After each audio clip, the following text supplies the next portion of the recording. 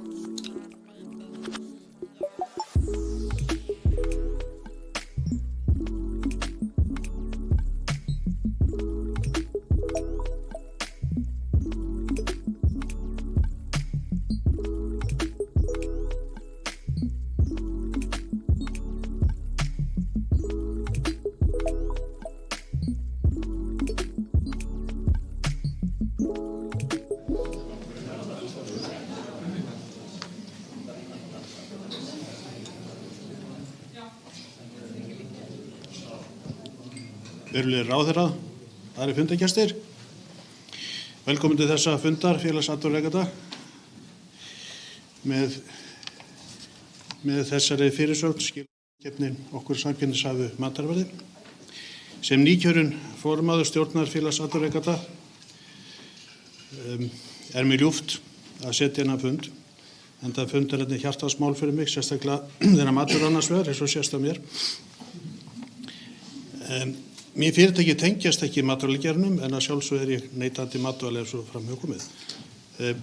Ég hef verið í rekstri fyrirtækja frá unga aldri og fyrst í bustagerðinni sem afi minn heitinn stofnaði 1930 og ég hef alla minni tíð rekið framleiðslufyrirtæki og bæði hérlendis og erlendis. Mikilvægi framleiðslu og virði hennar alla jafna stórkostlega vanmetið, það hversu mörg afleidd störf hún skapar og hversu mikil áhrif hún hefur á sjálfbærni okkar. Aðföng og rekstur framleiðslunnar það sem býr til vöruverðið og kostnaðarverðið og til að skila góðu búi þá þarf maður geta haft val birgjan sem á hagstæðum verðum. Þetta vita allir. Að reynslu minn í framleiðslu geiranum þá það mjög hamlandi að geta ekki valið birgja sem endan leiðir undantekningarlaust til hærri innkaupsverða. Það sama á við hinn endan sölu hlutan. Í minni tíð í rekstri við prófa oftar en einu sinni að treysta á einn söluaðila og það sama við. Það gera það á sögu stutta, það litið það ávallt til taprekstrar eftir tiltölulega skamman tíma. Við verðum að hafa frjálsræði og samkeppni til þess að geta rekið arðsöm fyrirtæki, að mínum mati. Við megum ekki gleyma því að það ekki svo mörg ár síðan að við í Íslandi byggum við haftakerfi, öllum innflutningi, gjaldeyrishöft og skömmtum. Ég á mörg bréf í safni bustagerðarinnar, það sem ekki vilst heimild til að kaupa hráefni erlendis frá til framleiðslunnar. Það kom svona rauður stimpill, synjun. En alþjóðavæðingin hefur breytt miklu fyrir okkar litla land og fáir múrar eftir. Í mínu gerir engin höft og fólk versla hvar sem sýnist, hvar sem heiminum á nokkur vandamála. Hún oft pirrandi þessi samkeppni. En hvað langt síðan við lifðum almenn höft? Við lítum nær okkur þá ekki lengra síðan í bankahruninu þegar við lifðum gjaldeyrishöftin. Og svo nýlega viðskipta og farar að ferðahöft í heimsfaraldrinum. Og landslagið í framleiðslu landsins, það hefur breyst það mikið að við getum alla sagt að við séum sjálfbær á mörgum sviðum lengur. Og því treystum við algjörlega innflutning og samkeppni, hvað sem rekum framleiðslu fyrirtæki eða verslun. En verður þetta haftalösa umhverfi lengi svona? Hversu stöðu til viðskiptaumhverfið okkar? Hvaða breytingar við von á? Vegna yfirstandandi stríðs í Evrópu og nýrra afstöðu Bandaríkjanna. Framleiðsla auðvitað undirstaða heilds- og smásöluverslunarinnar. Söluhlutinn, heildsala og dreifing greiðlega mikil og hefur að mestu áhrifin á framboðið, framsetninguna, verðið og kynningu vörunnar og söluna. Á þessu fundi þá ræðum við sérstaklega matvæli og velhæfningu, keðjuna frá framleiðslu yfir á disk neytandans, hver eru hlekkirnir í þessari keðju og hver verðmyndunin, hvernig hún, hvað getum við gert betur. Það gaman að sjá fólk hér í dag, bæði úr verslunni og landbúnaðinum. Það samvinnuverkefni okkar allra að í þessari keðju að tryggja að íslenskum almenningi samkeppnisvert matvælaverð. Samkeppni hvetur okkur til dáða, stuðlar að því að finna hagkvæmar lausnir og þróa vörur til að mæta þörfum neytenda. Það risavaxinn misskilningur að undanþágur frá samkeppnislögum og minni samkeppni þjóni þörfum fyrirtæki og almennings í landinu. Það verður fróðlegt að heyra raddir bæði úr verslunni og frá stjórnvöldum hvernig hægt sé að auka samkeppni á matvöruverði. Hér með setja hérna fund, takk fyrir mig og ég afhendir nú keflið til Önnu Kristínar Kristjánsdóttur sem varaformaður félags atvinnurekenda og fundarstjóri.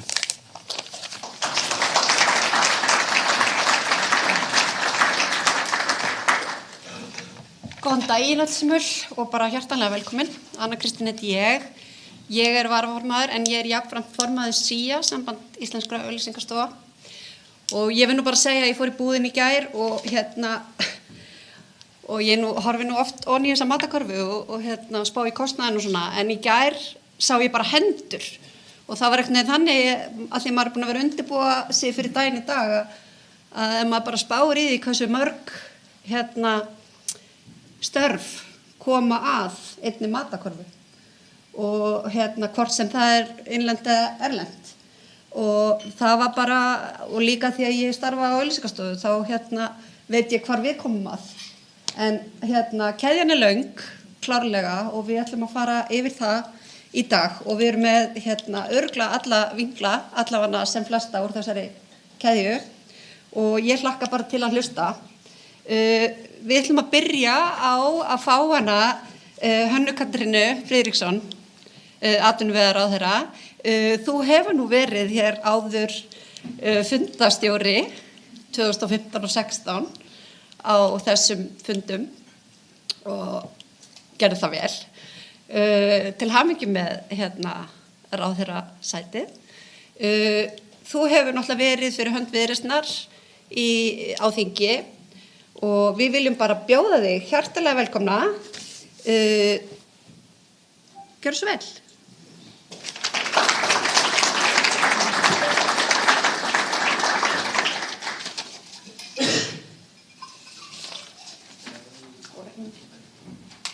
Já, það samt hér. Ég ekki með, já. Nei, þetta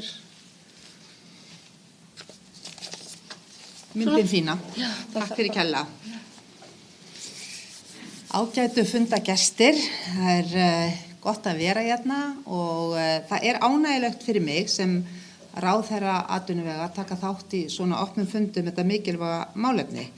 Og ég veit að markmiðið hér í dag að greina stöðu matvælamarkaðsins, ræða þessar áskoranir sem við stöndum frammi fyrir og leita leiða til að tryggja að íslenskir neytendur njóti samkeppnishæfs verðs og fjölbreytts vöruúrvals. Mig langar þess að þakka félagi atvinnurekenda sérstaklega fyrir að standa að þessum fundi og nota líka tækifærið og óska nýkjörnum formanni Friðrik Inga Friðrikssyni hjartanlega til hamingju.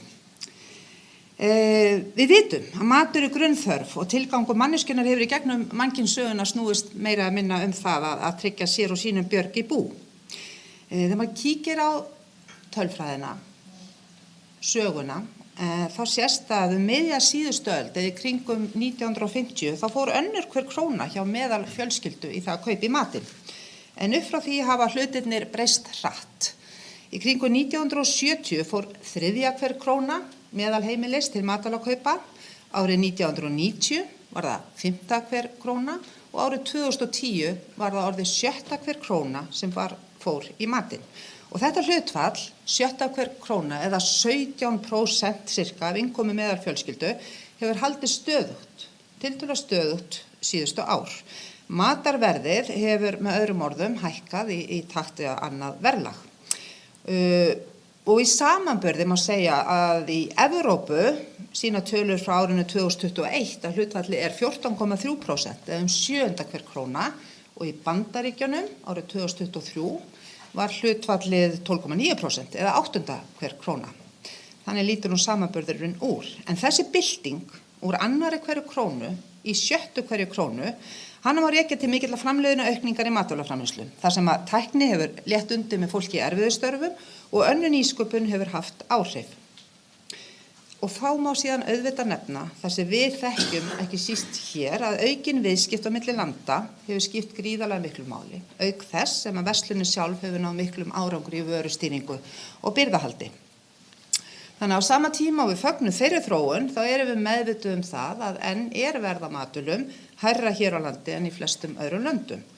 Og það auðvitað margar ástæður sem skýra þá staðreynd og við getum tínt til atriði eins og flutningskostnað, smæð markaðsins okkar og háttu launasti hér í samanburði mörg önnur lönd. Verkefnið að vinna enn frekar á þeim þáttum sem við höfum stjórn á, með það að markmiði að tryggja neytendum góðan mat á sem lægstu verði, eða sem bestu verði skulum við segja.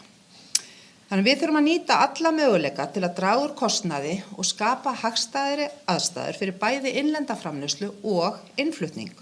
Og það þýðir að horfa til nýrra lausna, horfa til hagræðingar og ekki síst nýta okkur kosti samkeppninnar til að betri kjara fyrir neytendur. Samkeppnislögin okkar hefjast á þessum orðum.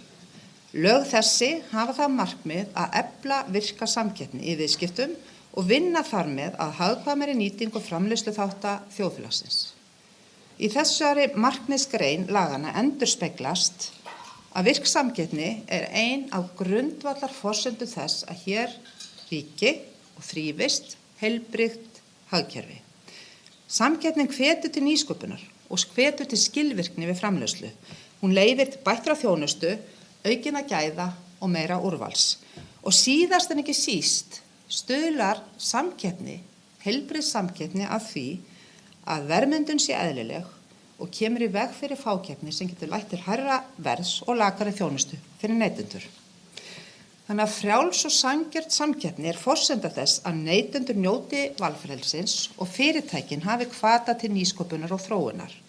Þess vegna er mikilvægt að stjórnvöld tryggi að regluverk og lagaumgjörð styðji við virka samkeppni í stað þess að viðhalda óeðlilegum hindrunum. Markmið stjórnvalda er að skapa umgjörð sem styður við heilbrigt samkeppnisumhverfi, hvort sem ræðir framleiðslu, innflutning, heildsölu eða smásölu matvæla.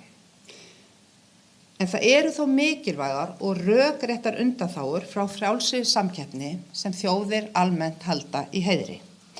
Okkar sérstaða sem fámenns eyríkis í Norður-Atlantshafi er augljós og saga þeirra sem útvega matinn hér er saga samfélagsins okkar í gegnum árin. Það er ekki sjálfgefið að hér þrífist matvælaiðnaður sem glæðir byggðir landsins lífi. Það er fæðuöryggismál, byggðamál og réttlætismál að vernda íslenska matvælaframleiðslu, samhliða því sem við reynum að ná þeim markmiðum sem ég hef nefnt hér. Og í því skyni getur einst bæði nauðsynlegt og réttlætanlegt að beita verkværum á borð við verndartolla. En það er þó mikilvægt að árétta að slíkar verndarráðstafanir þurfa að vera skýrt afmarkaðar þannig að þeir vinni í raun og veru að því markmiði að styrkja samkeppnishæfni greinarinnar frekar en að festa í sessi einokun, fákeppni eða viðlíka sérhagsmuna vernd. Það er verkefnið. Við þurfum líka að tryggja auki gegnsæi verðlagningu og rekstrar skilyrðum fyrirtækja á matvælamarkaði, þannig að neytendur og framleiðendur viti hvaða þættir hafa áhrif á verð og hvaða aðgerðir geta stuðlað að sanngjarnari viðskiptum. Samhliða því er sanngjarnt að íslenskir frumframleiðendur, bændur, búa ekki við strangari kröfur sem leiða af samkeppnislögum en gengur og gerist í nágrannaríkjum okkar.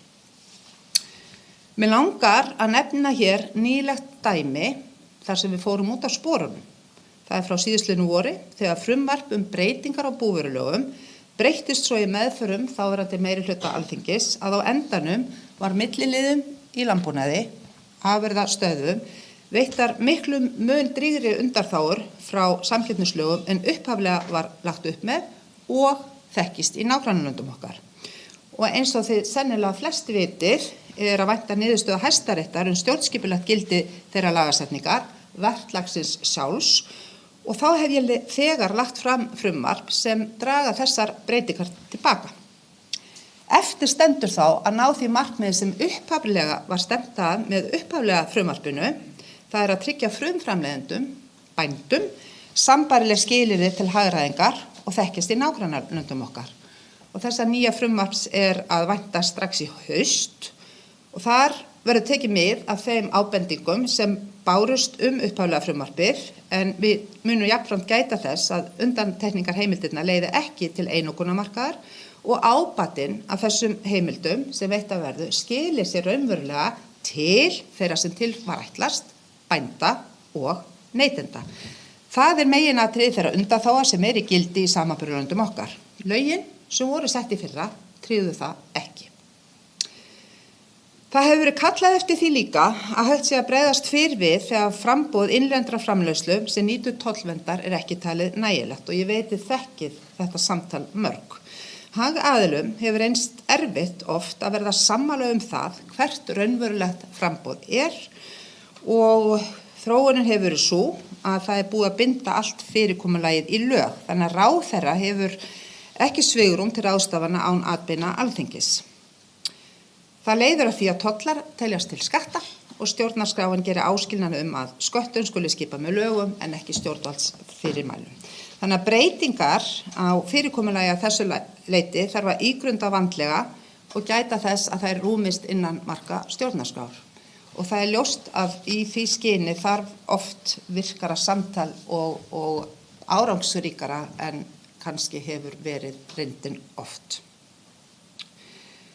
Ágætu gestir, samkeppnishindranir og undanþágur frá samkeppnislögum eins nauðsynlegar og þær kunna að vera í afmörkuðum tilfellum, eins og ég hef meðal annars rakið hér, mega ekki verða til þess að íslensku matvælamarkaður sé einokunarmarkaður sem ekki fær notið þess ávinning sem virk samkeppni skapar. Og meðal kosta og ábata samkeppninnar má nefna hvata til nýsköpunar og aukina skilvirkni í allri virðiskeiðunni. Það má nefna betra vöruúrval og fjölbreyttari valkosti fyrir neytendur, sanngjarnari verðlagningu, jafnt þannig að frumframleiðendur, bændur, fái sanngjarnt verð fyrir sína framleiðslu og að neytendur fái notið ávinning samkeppnarinnar í formi viðráðanlegs vöruverðs úr búðinni. Virk samkeppni er nauðsynleg til að viðhalda heilbrigðum matvælamarkaði og innflutningsaðilar gegna mikilvægu hlutverki til að halda þeirri virku samkeppni sem meðal annars veitir innlendri matvælaframleiðslu aðhald og stuðlar að framþróun hennar. Þetta er fyrirheitna landið. Ábatinn skilar sér síðan að lokum til neytenda og hagkerfisins alls. Það er hlutverk stjórnmálanna að skapa umgjörð sem gerir þetta allt mögulegt og tryggir í senn öryggi íslenska matvælaframleiðslu og ábata virkra samkeppni fyrir neytendur og fyrir atvinnulífið. Og til þess að ná þessum markmiðum þurfum við samstillt átak. Við þurfum samstarf, samtal og samstillt átak stjórnvalda, bænda, atvinnulífsins alls og neytenda. Og með opnum viðræðum, skýrum markmiðum og framsýnum aðgerðum getum við byggt upp matvælamarkað sem er bæði sanngjarn, sjálfbær og samkeppnishæfur. Til þess að svo megi verða hef ég einsett mér að hlusta, leggja mig fram að skilja alla hliða málsins og kynna mér forsendur mismunandi hagsmuna með stóru myndina alltaf að leiðarljósi. Og ég fagna því að heyra í ykkur við öll þau tækifæri sem ykkur þykir mikilvægt að láta mig heyra það. Í orðsins fyllstu merkingu. Ég þakka áheyrnina og hlakka mikið til að hlýða á þau erindi sem að verða flutt hér í dag með þetta að markmiði. Takk fyrir.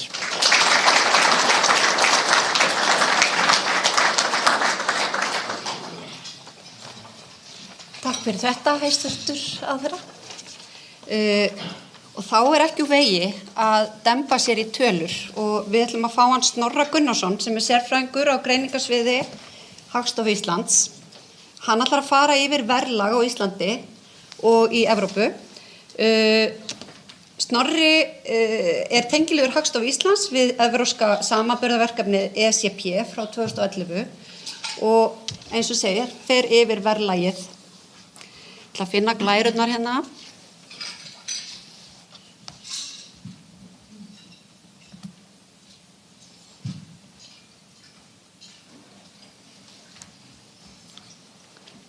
Sjá.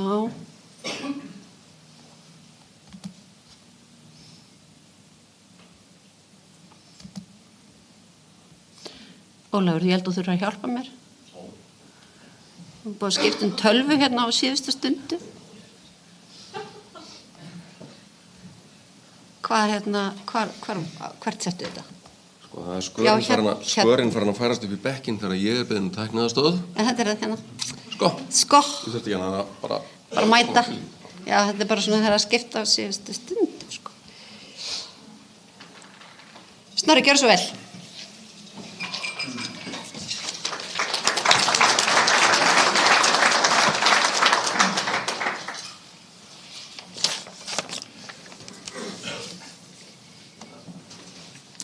Komiði sæl. Ég ætla að kynna fyrir ykkur talnaefni sem á rætur sínar reykja til verkefni sem að Hagstofan tekur þátt í undir stjórn Hagstofu Evrópusambandsins og er kallað European Comparison Program og tilgangurinn með því er að búa til samanburðar hæfa eða sameiginlega efnahagstölfræði fyrir Evrópu. Öll Evrópusambandslöndin taka þátt, auk Íslands, Noregs og Sviss og umsóknarlandana á Balkanskaganum og Tyrkland.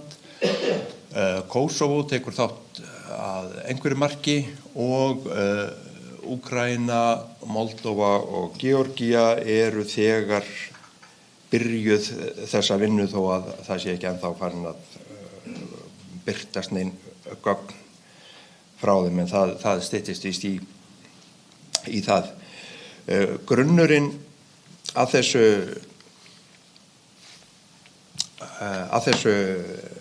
verkefni er að búa til landfræðilegar verðvísitölur sem oftast er kallað PPP, Purchasing Power Parities, jafnbirðisgildi á íslensku, oftast tala mann bara PPP. Þetta eru landfræðilegar verðvísitölur. Okkur er flestum tamt að hugsa tímatengdar vísitölur eins og vísitölur neysluverðs sem segja okkur hvernig kaupmáttur krónunnar okkar breytist yfir tíma. PPP er hliðstætt nema það segir okkur hvernig kaupmáttur breytist þegar við færum okkur í rúmi, svo sem hvernig kaupmáttur evrunnar eykst ef við færum okkur frá Finnlandi til Portugal til dæmis. Og tilgangurinn er að færa efnahagslegar stærðir í mismunandi löndum til sameiginlegs verðlags á alveg svipaðan hátt og við gerum yfir tíma. Við berum landsframleiðslu, við færum landsframleiðslu til einhvers ákveðins árs áður en við skoðum breytingarnar yfir tíma til að vera búin að sía út áhrifin af verðlagsbreytingum og þannig að við séum bara að horfa á magnbreytingar. Og það er allt undir í þessum samanburði, það er öll landsframleiðslan sem er verðmæld frá ráðstöfunarhlið, neysla, bæði einkaneysla og samneysla og fjárfesting. Þessu ætla ég að sleppa. Evrópusambandslöndin 27 segi ég, þau mynda grunn sem samanburðurinn miðast við og verðlagsvísitalan fyrir Evrópusambandslöndin 27 er 100 og svona sem dæmi ef að PPP fyrir land X sem er evruland er 0,8 þá þýðir það að það þarf 0,8 evrur í landi X til að fá sömu vörukörfu og þá þarf 1 evru í Evrópusambandslöndunum 27 að jafnaði. Og þá er verðlagsvísitalan 80. Og dæmi ef að PPP fyrir land er 212 og það land notar krónur sem gjaldmiðil, þá þýðir það að það þarf að greiða 212 krónur í landi Upsilon fyrir sömu körfu og þarf að greiða 1 evru í Evrópusambandslöndunum 27 að jafnaði og af því að þetta er ekki, þarna er annar gjaldmiðil og gengið er 149 krónur á evru, þá er verðlagsvísitala lands Upsilon 212, það er að segja PPP-ið deilt með gengi gjaldmiðilsins og verðlagsvísitalan er 142 sem þýðir að verðlagið er 42% yfir Evrópusambandslöndunum 27. Hagfræðin hún spáir því að verð eða á einu markaði þá sé bara eitt verð, samkeppnin tryggir það og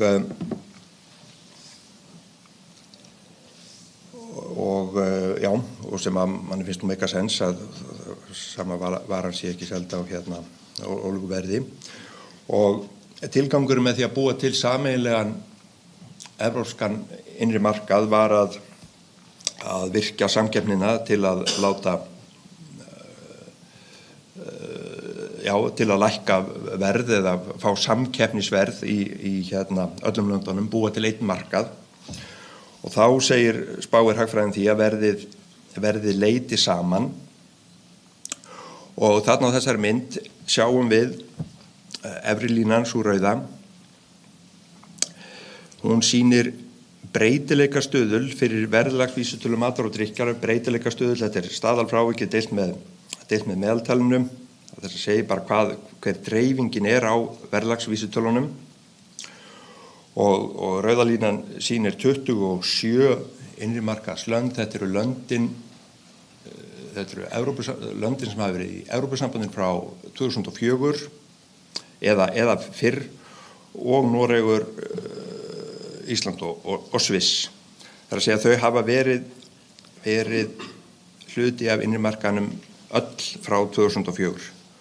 Og þarna sjáum við að þetta á þessum 20 árum þá hefur verðlagið nálgast heilt yfir, mjög mikið. Frá því að vera 30 og vera komið í niður fyrir 15. Og neðri línan, hún sýnir sömu stærð fyrir 17 lönd. Þetta eru löndin sem voru komin í Evrópusambandið eða innri markaðinn fyrir frá og með 1994. Og við höfum því miður ekki gögn fyrir verðlag matar og drykkjar fyrir 2003, þannig að við sjáum ekki hvort að þessi lína hversu mikið hún hafi verið að leita niður á við þá. Það eru til tölur fyrir einkaneysluna almennt og þar sjáum við að hún leita niður. En langtíma leiknin að hún heldur áfram að leita niður þó að það sé ekki jafn hratt eins og þegar að þarna hin löndin steypast inn í sameiginlega markaðinn. Og breytileikinn hjá stóra hópnum, hann orðinn næstum jafn lítill og í litla hópnum.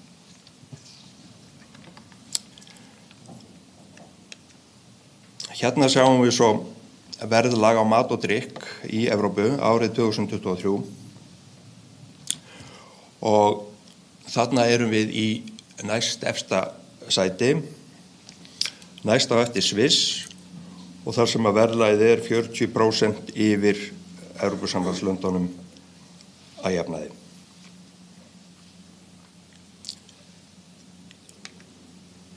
Hérna sjáum við svo plottað saman magnvísitölu vergra landsframleiðslu á íbúa og verðlagsvísitölu matar og drykkjar. Það fæst almennt mjög sterkt jákvætt samband á milli landsframleiðslu og verðlags. Það að segja ríkari lönd, þar er hærra verðlag. Þó það alls ekkert einhlítt og fjarri því að þetta sé einhver réttlæting á háu verðlagi. Við sjáum þarna að við erum, eins og kom fram á hinni myndinni, við erum næst fyrir neðan Sviss í verðlaginu, en svo erum við fjórða hæst í vergri landsframleiðslu á mann. Við erum samt bara rétt fyrir ofan Holland sem miklu lægri en við í matarverðlagi. En það pointið með þessu að minna á að við höfum háa landsframleiðslu og því fylgir yfirleitt hátt verðlag þó að það sé í sjálfu sér engin réttlæting eða fullkomin skýring á því. Þá erum við komin aftur að verðlagi á Íslandi og matur og drykkur var þarna 40% yfir, en En ef við brjótum svo það niður í annars vegar mat og hins vegar drykkjarvörur, þá sjáum við að matvaran 42% yfir Evrópusambandinu, en drykkjarvörurnar bara 29%, og þar erum við í 5. sæti.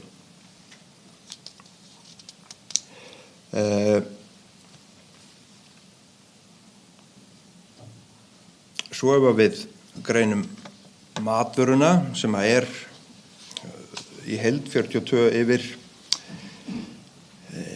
Evrópusambandinu og greinum hana í þessa 7 flokka: brauð og kornvörur, kjöt,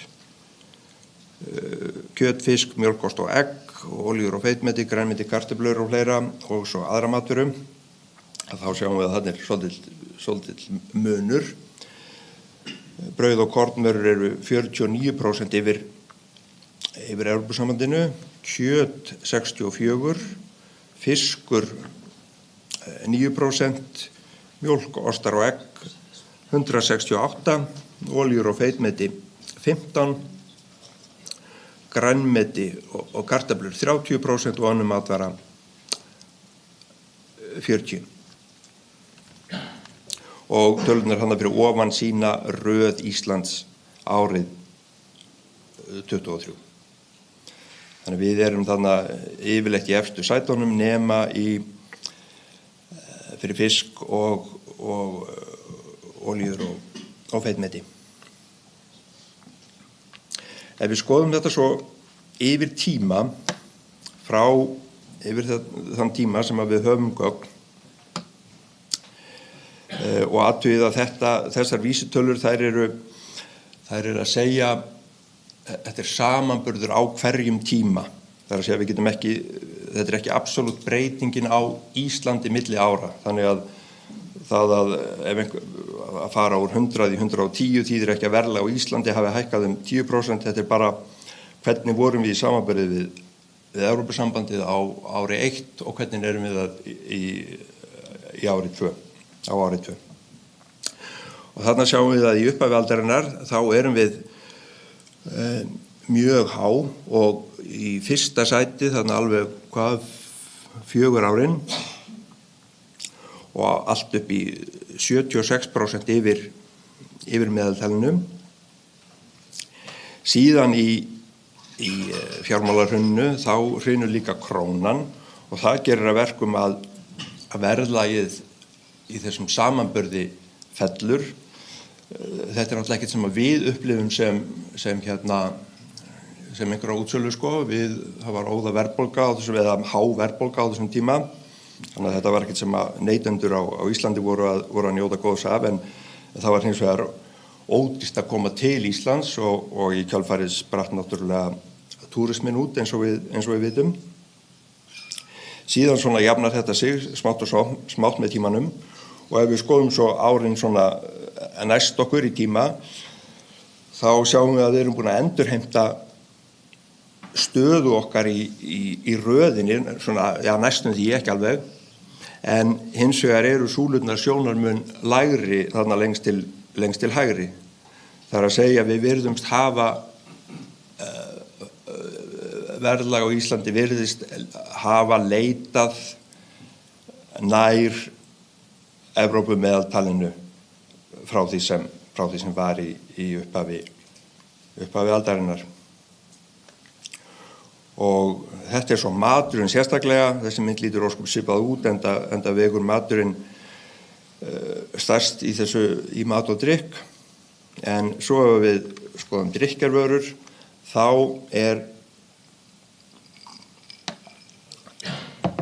erum við bæði höfum við fallið neðar á listanum og erum í 5. sæti 2023 en vorum númer 3 2003, en svo líka verðlagsvísitalan, hún miklu lægri heldur en var. Hún fer því að vera, fer allt upp í 185, þar að segja að vera með 85% hærra verðlag og yfir í það að vera í kringum 30%.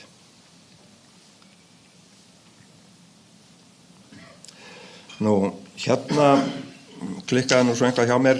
Þetta sama myndin og fyrir drykkin, ekki brauð og kornvörur eins og stendur, en það sem að gerist með brauð og kornvörur, það í upphafi aldarinnar, þar erum við í fyrsta sæti alveg frá 2003 til 2007 og förum í það að vera yfir 100% yfir meðaltali Evrópusambandslandana, förum með vísitölu upp í 202 og erum að rokka svona frá 180 og yfir 200 og örugg í fyrsta sætinu, en núna síðastliðin 2001-2003 þá erum við í kringum, með vísitölu í kringum 150. Þannig að hún hefur, þannig að verðlag á því hefur lagað sig, leitað að Evrópu meðaltalinu. Þá það kjöt. Þar þetta nú, erum við ekki að sjá alveg sömu þróun. Við erum vissulega aðeins lægri heldur en við vorum þegar verðlagið fór hæst. Það fór upp í það að vera meira en helmingi hærra en í Evrópu, en þó ekki nema svona 60-70% í seinni tíð. Þannig að þarna erum við ekki að sjá þessa afgerandi leikni að Evrópu. Fiskur, hann nú væntanlega sögulega mjög, jafnvel ennþá lengra en þessi gögn sína með lágt verð á Íslandi, og það heldur lægra núna heldur en það var í upphafi aldarinnar. Við erum þó neðar í röðinni heldur en og með lægri verðlags vísitölu. Þá það mjólk, ostar og egg. Þar vorum við í fyrsta sæti í upphafi aldarinnar og erum það aftur núna, en með hærri verðlagsvísitölu heldur en við vorum í upphafi aldarinnar. Þarna erum við komin í það að vera hátt í 70%, 66-8, þannig að þessi síðustu 3 ár, meðan við vorum þá bara 55-60 þarna fyrstu 3 árin á 3 ár, eða fyrstu 3 árin sem að þessi samanburður til 2003 til 5.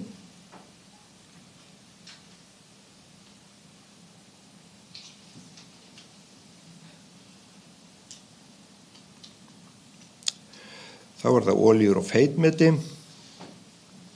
Þar sjáum við ótrúlega leikni að Evrópu meðaltalinu. Þar erum við í toppsætum í upphafi og með verðlag meira en 50% yfir Evrópu, en erum komin niður fyrir 20%. Núna undir seinni árin og raðast bara þó nokkuð neðarlega.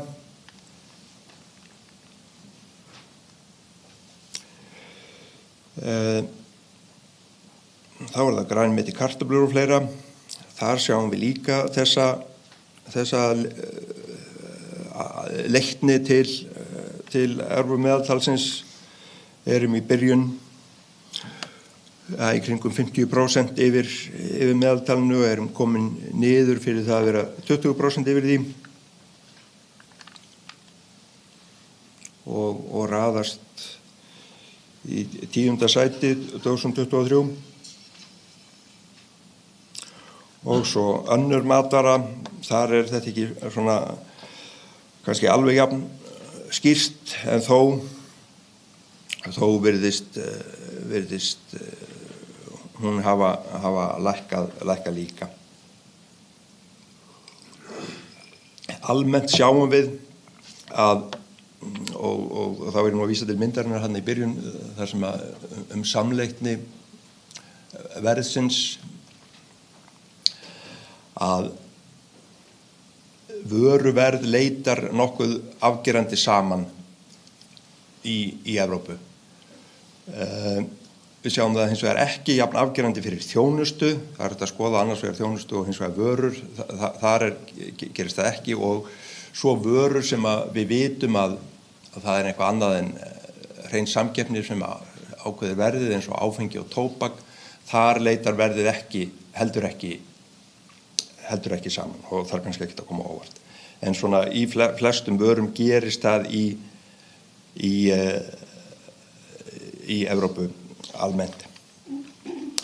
Þá ég búinn með þessar tölur sem ég ætla að kynna ykkur og minni á að þessi gögn og fleiri efnahagssamanburð í Evrópu að finna á heimasíðu Hagstofunnar, og minni líka á bara vísitölur neysluverðs og undirvísitölur hennar og greiningarvísitölur svo sem vísitölur neysluverðs eftir eðli og uppruna. Þar hægt að sjá hvernig verðlag þróast eftir því hvort að það, og sérstaklega á matvörum, hvort að það innlent eða innflutt. Takk fyrir.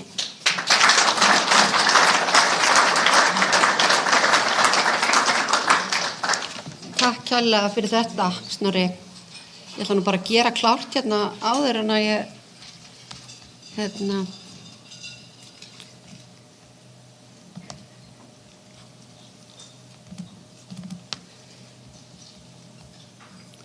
næstu nefnilega á mælendaskrá nú ætlum við að fara að hlusta á leikmenn á markaði og Björgvin Víkingsson, framkvæmdastjóri Bónus, stígur hér næstur í pontu. Björgvin búinn að vera, nýlega orðinn framkvæmdastjóri Bónus, var áður forstjóri Ríkiskaupa frá árunum 20 til 23. Björgvin með umhverfis- og byggingaverkfræðipróf frá Háskóla Íslands og meistaragráðu í aðfangakeðjustjórnun frá ETH Háskólanum í Zúrich. Eigum við að heyra í Björgvinni? Gjörðu svo vel.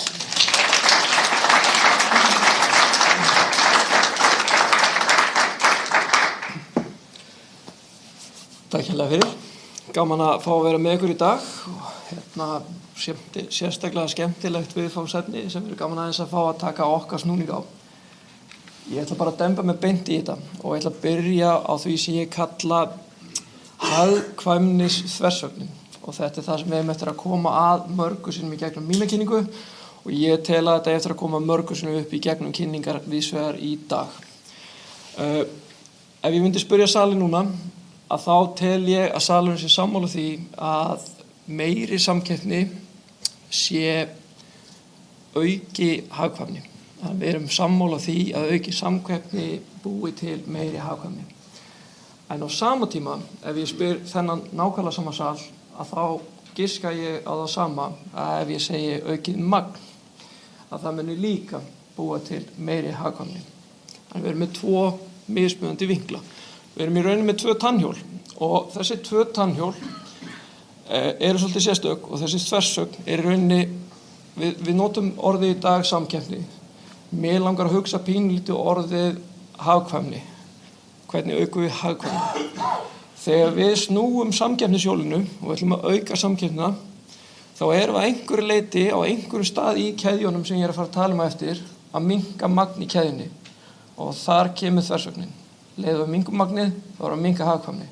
Ef við gerum öfugt og tökum útópíuna þar sem við höfum óendanlegt magn, þá myndi einhver segja tökum gott grín í þessu og segjum ef Bónus var eina matvöruverslun á Íslandi, þá get ég alveg lofa við erum allt magnið, við erum mjög hagkvæmt samkvæmt okkur, en ég nokkuð sem allir sem vinna hérna inni nema Bónus starfsmenn væru sammála því að það vantaði samkeppni. Og þessi þversögn í rauninni sú sem erfitt að leysa. Og mér langar svolítið að tækla hana í gegnum gangandi þessar glærur. En áður en við byrjum þá þurfum við aðeins að fara í gegnum hvað höfum við verið að gera síðustu 36 árin. Bónus kemur náttúrulega bara inn á markað 89 við það og nú fer ég að nota tölur sem eru rauninni hlutfall matarkörfu af einkaneyslu, ekki alveg sömu tölu við vorum að ræða áðan hjá háttvirtum ráðherra, en þar fer þetta hlutfall fer úr 25% í 15-16%. Hefur virkilega áhrif á markaðinn. Það gerist í rauninni með því að setja áskorun á allt kerfið. Það verslað erlendis beint í gegnum fyrirtæki sem heitir Súpugrós, magnið sem við tölum á hann í tannhjólu byrjar að myndast inn í kerfinu hjá Bónus og búm, allt í einu komið nægilega mikið magn til þess að Bónus geti framleitt íslenska vörur. Þessar íslensku vörur eru staðkvæmdavörur sem eru rauninni að segja þetta eru vörur sem eru ómertar, það eru mertar Bónus og það eru hagkvæmar. Við það að magni heldur áfram að aukast og verslunin stækkar, þá gerir það verkum að við fáum að gangi inn í svo kallað innkaupasamband í Evrópu sem eitt af stærsta, sem heitir AMS, og þar kemur Euroshopper til leiks og þá allt í einu búið að koma enn ein ný stærð í samkeppni og magni sem eru hagkvæmustu þá vörurnar á markaðnum sem kom inn undir nafninu Euroshopper. Ef við horfum aðeins fram í framtíðina og getum við nefnt það að nýlega kemur inn SMS inn til Haga sem þá enn eitt leikur til þess að raunin að finna út í getum við tekið inn meira magn eða meiri samkeppni. Við veit ekki hvort tannhjóla á að snúa og við veitum ekki rauninni hvort það virkar ennþá, en það leikurinn til að auka hagkvæmni, samkeppni, magn. Ef við horfum á stöðun í dag miðað við öll þessi ár, þá kom mér skemmtilega og bara vel á óvart að sjá að talan í dag í 13,4. Þannig að áhrifin hafa haldið áfram miðað við þetta að auka hlutfall eða minnka hlutfall matarkörfu af einkaneyslu sem við teljum jákvætt. En við viljum að tala samkeppnina og við þurfum til þess að tala samkeppnina þá þurfum við að byrja að tala samkeppnisumhverfið og ég ætla að fá að skipta þessu samkeppnisumhverfi upp í tvennt.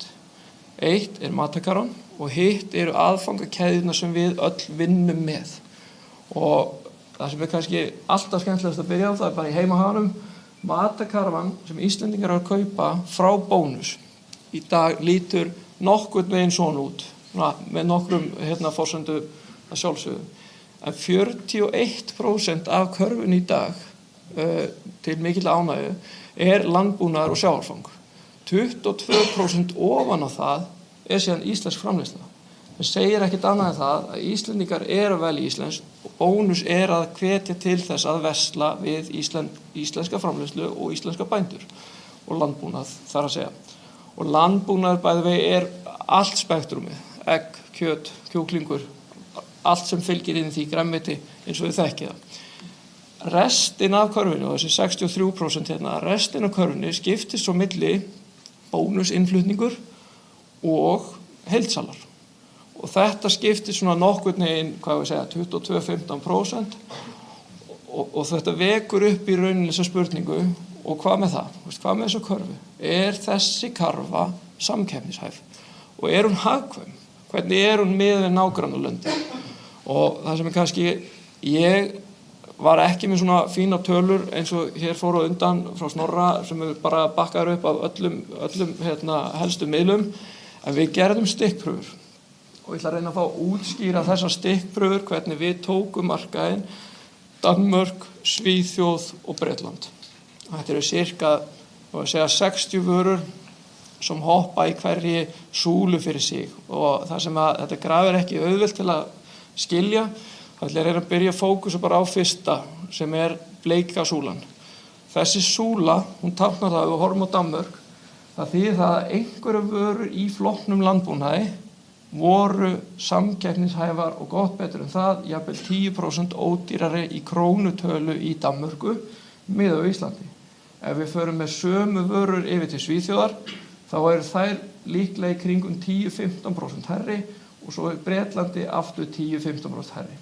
En það sem á hverri súlu fyrir sig allt spektrumið frá einni vöru upp í, segjum við þessu 10-15-20 vörur í hverri súlu fyrir sig, þær skara alveg upp í 50% í Danmörku, jafnvel 80-90% í Svíþjóð og Bretlandi og svo framvegis. Og svo bara allur skalinn þarna á milli. Það sama má segja ef við horfum á það sem við þekkjum kannski best, að bónuskúrfan, þetta eru vörur sem við vitum að við flytjum inn bara ef við teljum að vera hagkvæmt. Við erum ekki að fara að flytja inn vörur fyrir bónus ef þær eru ekki hagkvæmar. Og þarna má þá sjá aðeins öðruvísi dreifingu. Bæði getur dreifingin verið að þetta eru færri vörur, en þetta getur líka verið dreifingin að þessu fleiri vörur undir 0% eða ódýrar heldur en markaðurinn. En sjáu þið samt sömu fylgni og hún á sér réttlætanlega skýringu. Sama fylgni er Danmörk, Svíþjóð og Bretland, það fer stigvaxandi. Ástæðan líka umhverfi sem þau eru að eiga við. Virðisaukaskattur í Danmörku er ekki sá sami Svíþjóð og Bretlandi og þetta hefur allt áhrif. Og notabenni, þarna geta líka lengst inn vörur, það sem allt í einu komin, það mikið af vörum þarna svart langt fyrir neðan eins og í Danmörku, það bara út af sykurskattinum. Við erum að kaupa inn ódýrari vörur eða staðkvæmda vörur á móti þessu sem Danir að leggja mikið kerfislega, verndartolla á. Og þessi mynd í rauninni áhugaverð, en ég verð samt að fá að segja næsta, og það það að hvort sem við lesum okkur samkeppnishæf eða ósamkeppnishæf út úr þessu grafi, þá skiptir það ekki, þá verðum við að segja að það skiptir ekki öllu máli. Jú, vissulega skiptir það máli, kannski ekki hvernig við horfum á það, en við verðum að horfa á tækifærin. Og við verðum að horfa á tækifærin í hverri keðju, og ég ætla að útskýra keðjuna fyrir ykkur eftir smástund. Hver keðja þarf að vera hámörkuð saman hjá okkur til þess að hún sé hagkvæm. Aftur nota ég orðið hagkvæmni, ekki samkeppni eða ekki magn. Af því að hagkvæmni skiptir máli í þessu heildarsamhengi. Og til þess að útskýra það, þá ætlum ég að hoppa í hinn þáttinn sem heitir virðiskeðjan.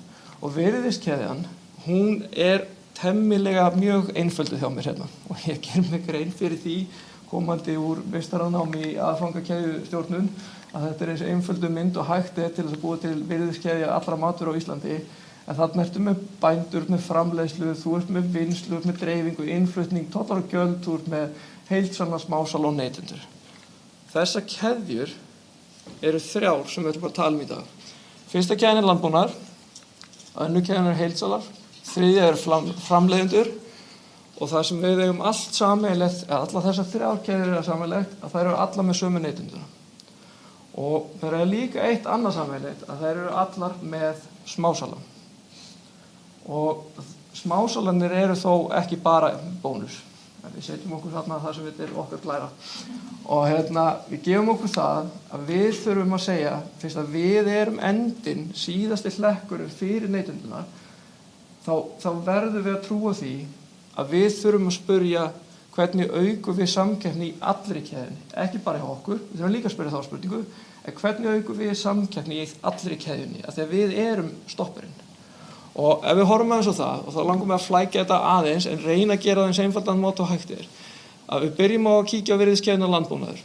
Og þið þekkið öll þessa fyrstu, það er bara bændur, framleiðsla, vinnsla, markaðssetning og svo smásalar og neytendur. Við búum hins vegar til næstu keðju, sem við ætlum að flytja inn. Og bónus flytur það inn vöru til samkeppnis á móti í rauninni fyrri keðjun sem við nefna.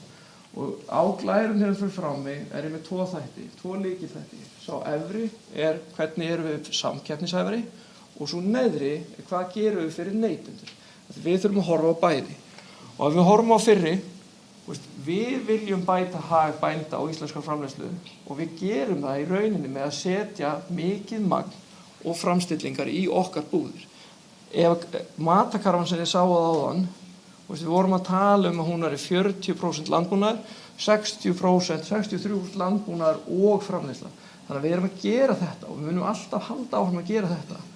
En við töluðum áðan magn og samkeppni fara ekki endilega saman. Hvað eigum við þá að gera?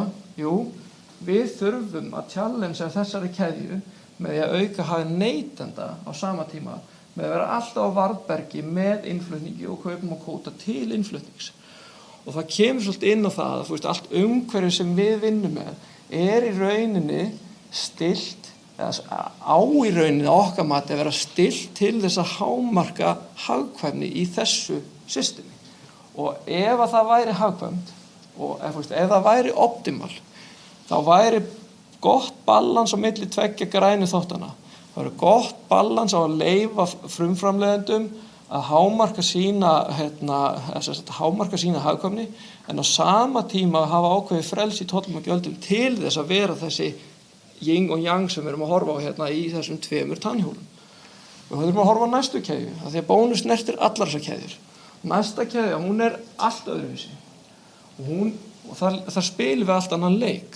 Samkeppnin aftur nákvæmlega sama, hvernig gerum við aukum við samkeppni, hvernig komum við til móts við neytandann. Hérna í þessari keðju þá höfum við gegnum öll þessi ár einfaldlega verið að flytja inn sjálf til þess að lækka eða jafnvel bara skora á lækkun innkaupsverði.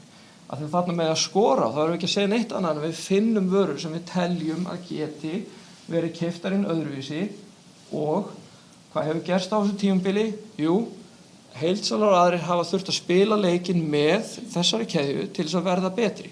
Og fyrir vikið verðum við betri. Yfir nógu langan tíma verðum við alltaf betri. Þetta kemur svolítið inn á innleggið á eftir sem einkaþjálfari í samkeppnin ákveðin einkaþjálfari. Þetta ekkert annað en það. Ef við horfum síðan á hvað við gerum, síðan persónlega það sem við reynum að gera fyrir okkar neytanda, við aukum eigin innflutning sem hagkvæmari kost. Við erum að auka, taka inn staðkvæmdavörur, sem raunin að challengea þekktar vörur og þekkt merki, en aftur má segja, það eru bara vörur sem koma til okkar, þannig að þær fá ekki allt magnið á markaðnum. Þær hafa aftur sömu lög, samkeppni og magn. Og þetta er ekkert nýtt að nálunum, við höfum alltaf verið að gera þetta og við höfum alltaf að reyna að komast lengra og lengra hér. Þarna, í þessari keðju, ef við horfum aftur þessu 2 öfl, þá getum við sagt að framleiðendurnir sem við erum að eiga við til þess að koma inn óþekktu merkjum inn á markaðinn og í rauninni markasetningin hjá heildsölum, þetta okkar challenge. Markasetning virkar sem þýðir það að heildsölumerkin verða stærri og stærri og stærri, okkar vörur þurfa því að vera ódýrari. Þannig að það svolítið leikur sem við erum að spila hér. Ef við förum í síðustu keðjuna og ég ætla ekki eins og að ég kalla hana einföldustu keðjunni hérna, en hún einföld, en það íslensk framleiðsla. Það sem við gerum til þess að auka samkeppni hérna ekkert annað en við erum bara með takmarka pláss í boði. Framleiðslan að keppa við aðra íslenska framleiðslu mjög oft og raun að keppa við erlenda framleiðslu líka, þannig að það átómatist myndar samkeppni. Við hins vegar reynum alltaf að einfalda okkar vöruframboð, við erum að reyna það til þess að auka magn og finna fleiri staðkvæmdavörur. Og það sem við gerum fyrir neytandann að við prófum að merkja vörurnar okkar bónus til þess að losna við allan auka kostnað, allt marketing og allt þetta sem hagkvæmari kostur og þá fær aftur neytandinn að velja. Og það gaman að segja að aftur í körfunni sem vorum að tala áðan, þá vorum við að segja 63% af vörunum að koma úr þessu. Þetta rosalega stórt mengi. Hvað sem við gerum, hvernig sem við horfum á þessa keðju, þá verðum við að sammælast allan það að systemi sem við hérna í þessu húsi erum að vinna með að finna aukna hagkvæmni sem skila sér til neytenda. Og við verðum að gera það með að byggja upp allar þessar keðjur og það eiga sitt líf. Það engin að þessum keðjum á móti neitt annari, það eru bara allar í sínu eigin húsi. Og nú erum við búin að standa hérna og bónus að segja, við ætlum að challenge alla keðjuna sem þá getum við ekki gert það án þess að segja, við þurfum líka að segja hvernig ætlum við að gera þetta. Sæll. Ég talaði svo fast að þetta hrundi. Þannig ég tæki verið að fá smá vatn. En við verðum að horfa inn á við, því við erum stór partur af þessari keðju og við þurfum líka alltaf að vera með okkar einkaþjálfara. Og það sem við gerum í þessu tilfelli að við erum mjög heppin að vera með gríðarlega sterkt DNA, það sem við köllum bónus DNA-ið, en það það að við erum með mjög skilvirkan rekstur og í rauninni getum við sagt að við sem 5% stigum skilvirkari rekstur heldur en gengur og gerist í nágrannalöndum. Við sjáum það alveg rekstrarkostnaði okkar í hlutfalli við veltu og sama tíma erum við algjörlega alin upp við það að við pössum álagninguna og það getum við líka séð erlendis frá nágrannalöndum að 10% stigum undir því sem gengur og gerist á markaði og hvað þýðir það? Af hverju erum við þá ekki, af hverju erum við að tala að tölurnar bara smá í mínus og upp í háan plús. Það örmarkaðin, það markaðin, það samkeppnisumhverfi, það allt sem við erum að eiga við hérna inni, það ekkert einfalt svar. Við vitum allan að við ætlum ekki að hætta að leggja okkur mörkum þarna. En það sem við ætlum að gera áfram og gera meira af í rauninni að segja, við höldum áfram að fókus á vöruvalið. Þetta bara okkar ær og kýr. Skilvirkt vöruval, það eykur magn. Okkar eigin vörur, það auka samkeppni. Og svo beauty í þessu að segja, við getum mögulega fengið út úr erlendu samstarfi bæði magn og samkeppni. Þetta eitthvað sem við erum að vinna hart af. Draumaheimurinn, og nú förum við aðeins yfir í nú það ráðherra að skrifa niður hvað hún á að gera sko. Nei, draumaheimurinn alltaf sá að við ætlum að segja að við viljum bæði. Við fáum ekki bæði, þið sáðu að þessi tannhjól virka ekki hvort með öðru. Við viljum aukna samkeppni, við viljum aukið magn.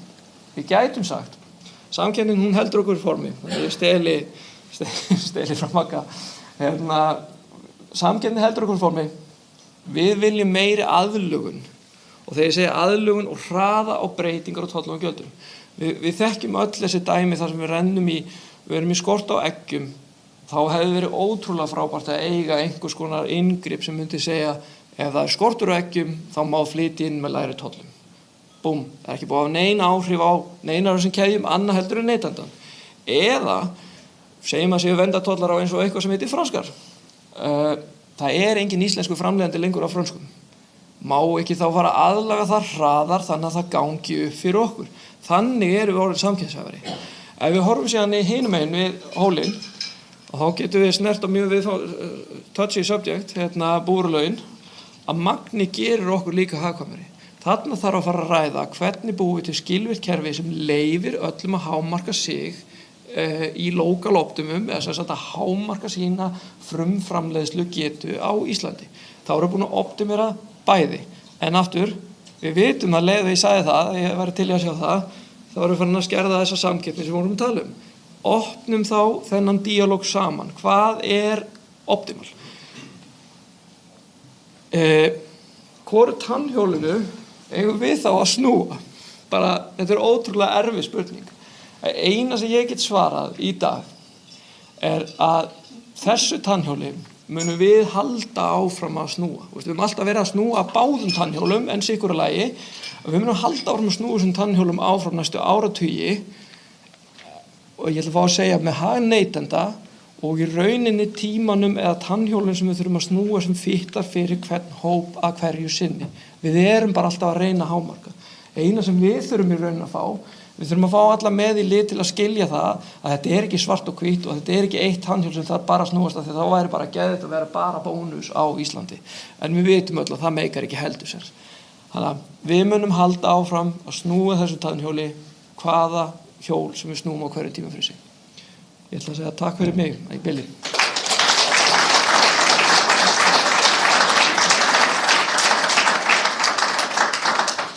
Takk kærlega fyrir þetta, Björgvin. Kristín skiptir glærur, þá ætla ég að gera það sem ég vanur að gera sem að halda upp í merki félagsins. Já, þú ætlar að gera það. Já. Í allan dag.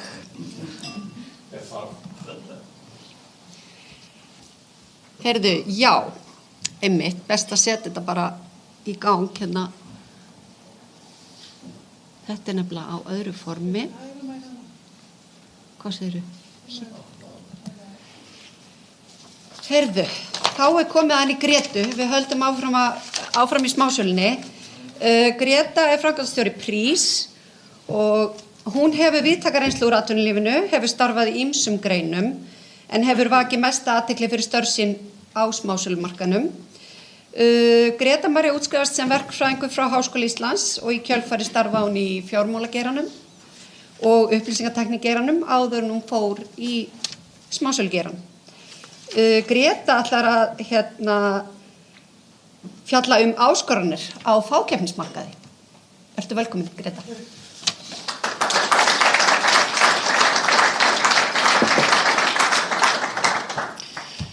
Ráðherra, góðir fundargestir. Bara takk fyrir félag atvinnurekenda að bjóða mér hingað í dag. Ég hef verandi áskorandi á fákeppnismarkaði þá notar maður hvert tækifæri sem maður hefur til þess að auglýsa fyrirtæki sitt af því það er takmarkað budget sem við höfum. Þannig að ég þáði það með þökkum. En bara áður en ég byrja, rökréttar og nauðsynlegar undanþágur frá samkeppni. Hvaða samkeppni? Ég ætla aðeins að fjalla það í dag. Þetta er það sem ráðherra sagði áðan og að sjálfsögðu viljum við styrkja innlenda framleiðslu að einhverju marki en þurfum við að vera best í heimi í öllu. Við sáum það áðan á tölunum frá Snorra að fiskurinn, hann verið mjög góð í honum og þar erum við líka ekki 68% dýrari eins og í mjólkinni og 64% eins og í kjötinu en þetta eru kannski þeir vöruflokkar sem að við sáum mjög börgunni að mynda stóra hluta neyslu okkar en eru jafnvel, við borgum hafa skatta en jafnvel borgum við mjög mikið með tollum öðru sem eru sérstaklega til þess að vernda þessa grein. Og ég segi bara þurfum við að geta framleitt alla tegundir ostum. Getum við kannski bara valið nokkrar og afleitt tollum með einhverju öðru. Í hverju ætlum við eins og segja að vera góð. Við þurfum ekki að geta keppt í endilega jurtaosti, svo dæmis í tekið, ég veit það ekki, en það hefur verið í umfjölluninu undanfarið. Þannig ég vildi aðeins minnast á það, en ég ætlaði að byrja með svona keðjumynd, mér datt í huga einhver annar að vera búin með það, þannig að það var gott að ég gera það ekki. En áskorandi fákeppnismarkaði. Við fórum á stað fyrir rúmu 1,5 ári og það við erum að meta stöðuna og ætlum að koma inn á þannig markað, þá sjáum við það að þetta er svolítið staðinn markaður. Og það er nýr aðili sem kemur á 20 ára fresti, bónus kemur 89, krónan kemur 2000 og svona sögulega séð þá sjáum við það að það er erfitt að komast inn á þennan markað og maður spyr sig hvort þessi samkeppni sem hefur komið hefur leitt til þess að verð hafi lækkað en á okkar mati samkeppnin hefur ekki verið samkeppni sem hefur leitt til þess að verð hefur verið hærra en það þarf að vera en við sjáum það, við erum að tala framleiðstig áðan að framleiðin hefur aukist hjá stóru aðilum og ég fer aðeins þegar ég fer í aðgangshindranirnar á eftir að það er hægt að tala keðju en ef þú átt hana alla þá getur þú náttúrulega sjálfsögðu stýrt hvar framleiðin lendir og það er líka svolítið vandamál í okkar umhverfi. En þegar við fyrir á stað þá er markmið okkar að bæta heimilina með því að lækka verð á matvöru. Og svo farsók út, það hefur gengið vel en við erum hvergi nærri að baki dottin því að við ætlum svo sannarlega að láta prísáhrifin vera til lengri tíma og ætlum okkur að hafa áhrif á þessu markaði. Og ef ykkur finnst alveg hundeðalegt það sem ég segja, þá er svona sparnaðar á niður í horninu. Þannig að ég geti alltaf lesið þau. En hérna kemur smá keðja. Að því að fyrir sögnin á ráðstefnunni var þarf maturinn verður að vera hærra, já það verður alltaf eitthvað hærra að því við erum eyja. En svo erum við líka með of mikið á tollum og stundum of marga milliliði. Þannig að það er eitthvað sem er hægt að vinna í. En ég ætla samt ekki að tala um það, af því það eru aðrir sem búnir að koma inn á það. Samkeppni. Þessi mynd er tekin úr frétt á vef ASÍ frá 7.9. Við opnum hana rétt undan. Og maður spyr sig, er þetta samkeppni?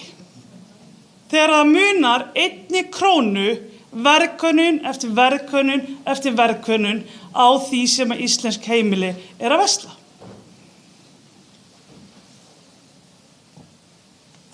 Eða er þetta fákeppni? Helstu einkenni fákeppnismarkaðar það eru fáir seljendur. Hvað sýna gögn meininga okkur? 2 stórir aðilar, sá sem að kemur næstur sem er 3. er í sömu keðju og 1 þeirra. Í fákeppnismarkaði þá er oft keppt á öðrum verðum. Það er keppt á tækni, það er keppt í hönnun, það er keppt í afgreiðslutíma. Er þetta þægindaverslanir eða er raunverulega verið að reyna að lækka matvöruverð? Ekki misskilja mig að ég er ekki á móti því að fyrirtæki leggja sitt á mörkum og styðji við eitthvað. En það er samt enginn á fákeppnismarkaði þar sem að verðsakefni ríkir í rauninni ekki að þá ertu að keppa á öðrum hlutum. Og aftur á þessari, og bara listin helt áfram, ég tók aðrar vörur þarna. Og þetta alveg svolítið athyglisvert, þessi 1 krónu munur. Að mínu mati ekki samkeppni, en að vissu leyti ákveðin sýndarmennska í gangi. Annar þáttur sem einkenni fákeppnismarkaðar hætta á samræði. Og það ekki lengra síðan í síðastliðnum desember sem að Samkeppniseftirlitið bendir aðilum á þessum markaði að það þurfi að gæta sín í opinberri umfjöllun. Og ég ekkert að segja þetta eigi endilega bara við matvörumarkaði, en ég hugsa að smæð þjóðarinnar hafi eitthvað með þetta að gera, en þetta að sjálfsögðu ekki ásættanlegt og við sem neytendur eigum ekki að sætta okkur við þetta. En svo kemur að aðgangshindrunum. Staðsetningar, það risa aðgangshindrun, af því að við búum eyju og lítið land. Þannig að til þess að komast inn á markaðinn þá þarftu að vera á staðsetningum þar sem að fólk á leið hjá og það var eitt af okkar svona helstu áskorun var að finna staðsetningu fyrir fyrstu búðina og það var bara hægara sagt en gert og það endar þannig að við opnum í húsnæði sem við höfðum aðgang að og bara látum það að sjálfsögðu ganga og ef þið hafa ekki komið upp á pallinum að Smártorgi, bara upp rampinn og kíkja til okkar. En þetta stór aðgangshindrun, það að vera með staðsetningar, það sem og ekkert endilega verra svo sem að það sé í nálægð við annan retail, en það þarf að vera í nálægð við íbúðabyggð í matvörunni. Hár stofnkostnaður, að koma inn á markaðinn, það ekki talið í 20 milljóna, það talið í 100 milljóna. Þannig að sterkt bakland skiptir rosa miklu máli og það að vera með eina búð náttúrulega ekki lífvænlegt til framtíðar. Þannig að við þurfum, meira magn hjá okkur til þess að láta þetta ganga upp. Aðrar aðgangshindranir framleiðendur og heildsalar. Við sitjum ekki við sama borð og risarnir 2 á markaði, það bara þannig. Og eitt það að það sé verðmunur en að hann sé talinn frá heildsalega framleiðenda í 20%, það eitthvað rangt. Og orðrétt frá einum íslensku framleiðenda, við erum með fyrirfram skilgreint kerfi til þess að vera ekki að vagga eða til þess að raska ekki ró á markaðnum. Annar stór heildsali sagði við mig, þið viljið ekkert vera að rugga þessum bát. Þannig að þetta aðgangshindranir að fá framleiðendur og heildsala til þess að vinna með sér og það að sjálfsögðu ekki allir með þetta viðhorf, margir hafa unnið mjög þétt og vel með okkur sem við erum afskaplega þakklátt fyrir. Og síðan þetta að markaðsráðandi aðilar eiga allar keðjurnar. Þeir að flytja inn sjálfir, þeir eiga vöruhúsin sín, þeir eiga framleiðslufyrirtæki sem að framleiða vörurnar sínar. Þannig að hvar læturu framleiðast í eitt enda að það kannski bara, við tökum þetta bara hinum megin og við verum með aðeins larra hjá okkur og það veit enginn að því. Þannig að það líka eitthvað sem mér finnst vera mjög ógagnsætt. Og síðan að viðbrögð á markaði, hótanir, það aðilar sem hafa hætt að selja okkur vörur af því að þeim hefur verið hótað minna hilluplássi í samkeppnisboðunum. Þeir hafa þá neitað að selja okkur vörur, en það hefur líka aðrir sem hafa verið að framleiða fyrir okkur sem hafa hætt að framleiða fyrir okkur af því að það var ekki nógu tími í tækjunum til þess að framleiða fyrir 2 aðila. Það hafa umbúðum verið breytt til okkar, þannig að neytendur enn og aftur sem að súpa segið af þessu get ekki borið saman like for like vörur, þannig að við hefum fengið aðrar umbúður heldur en samkeppnin sem ekkert nema svik við viðskiptavinin. Þannig að hvernig staðan? Þegar 2 stór fyrirtæki ráða ríkjum og þá segi ég að við erum að tala um samkeppni í dag, að þetta engin samkeppni, þetta fákeppni. Stóru aðilar stjórnarverðlagi hámarka hagnað sín á þess að lendi raunverulegum verðstríðum og það staðan eins og hún hefur verið. Og þegar framleið þeirra hækkar án þess að verð fyrir neytendur lækki, sýnir það að aukinn hagnaður ekki að skila sér til almennings í formi lægra verðs eða betri þjónustu. Í heilbrigðri samkeppni ætti að sjálfsögðu að vera meiri þrýstingur sem neyði fyrirtæki til að bjóða betra verð og þjónustu. En við höfum ekki séð það undanfarin misseri. Og það ástæðan fyrir því að litlir aðilar sem að komast og berjast við að komast inn á markaðin eru mikilvægir. Með því að koma inn með lágan kostnað og einfalt vöruúrval og skilvirkar rekstur hægt að brjóta upp staðnaðan markað. En það ekki auðvelt og það sem yfirburðir í aðgangi að byrgjum og fasteignum, en þetta ógeðslega skemmtilegt. Þannig að það og við erum, eins og segir, við viljum öll samkeppni og við höfum sýnt það að við ætlum að halda áfram að hrista upp í þessu markaði og við erum ekki koma inn til þess að vera með einhverja sýndamennsku, heldur erum við að verðleggja vöruna þannig að við teljum að þegar við erum komið með þá veltu sem við teljum okkur getur náð, þá getum við rekið fyrirtæki þannig að við séum með heilbrigðan hagnað en á þess að vera með eitthvað ofurhagnað. Og hérna ég búin að taka þessar sömu myndir ég var með og bæta við og þetta bara frá því í vikunni sem við vorum að opna. Þannig að við erum ekki að spila þennan sýndarleik og þetta á sömu fréttinni á ASI. Þannig að þetta skiptir allt máli að fá nýjan aðila og þá þarf regluverkið og annað auðvitað að geta spila með og fyrir aðila að koma inn á markað og ætla að þurfa að fara að kaupa tollkvóta fyrir 10 milljóna til þess að geta tekið þátt í samkeppni. Það líka, það rosa samkeppnishindrun líka. Að því við sjáum alveg að þeir sem að ná að kaupa tollkvóta geta boðið lægri verð. Þannig að þetta margslungið.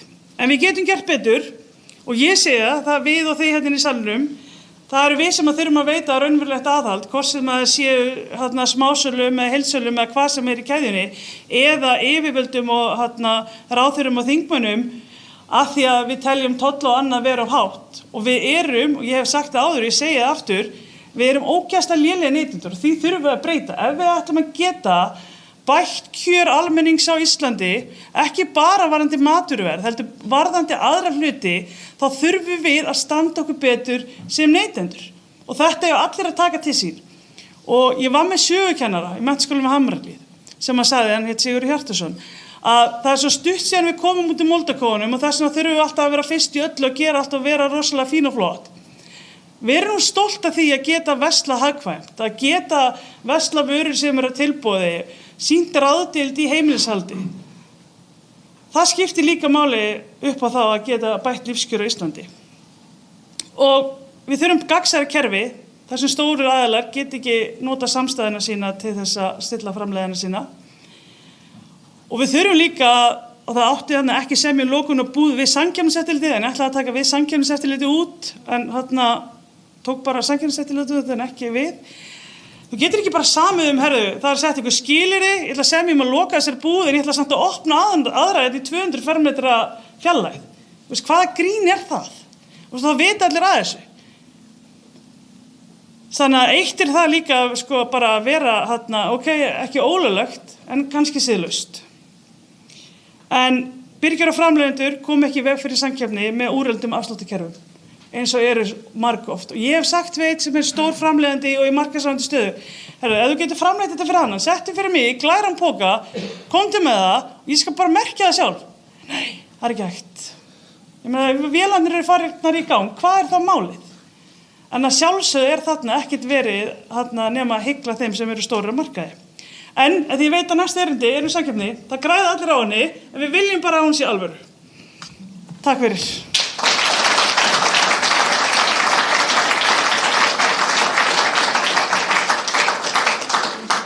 Takk kærlega fyrir þetta, Greta. Það greinilega mikið í gangi. En næstur á máldagskrá hann Magnús Óli Ólafsson. Ég ætla að finna glærna hennar. Best að finna þær.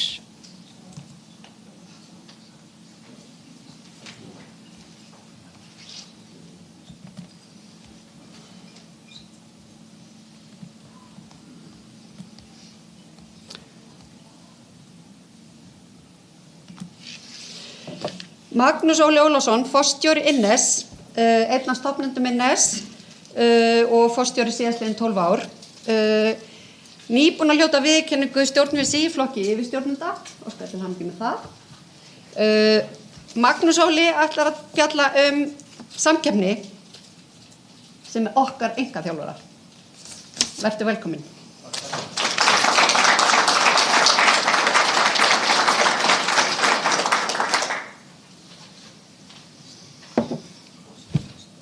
ráðherra, til hamingju, nýkjöru stjórn og kæra samkoma.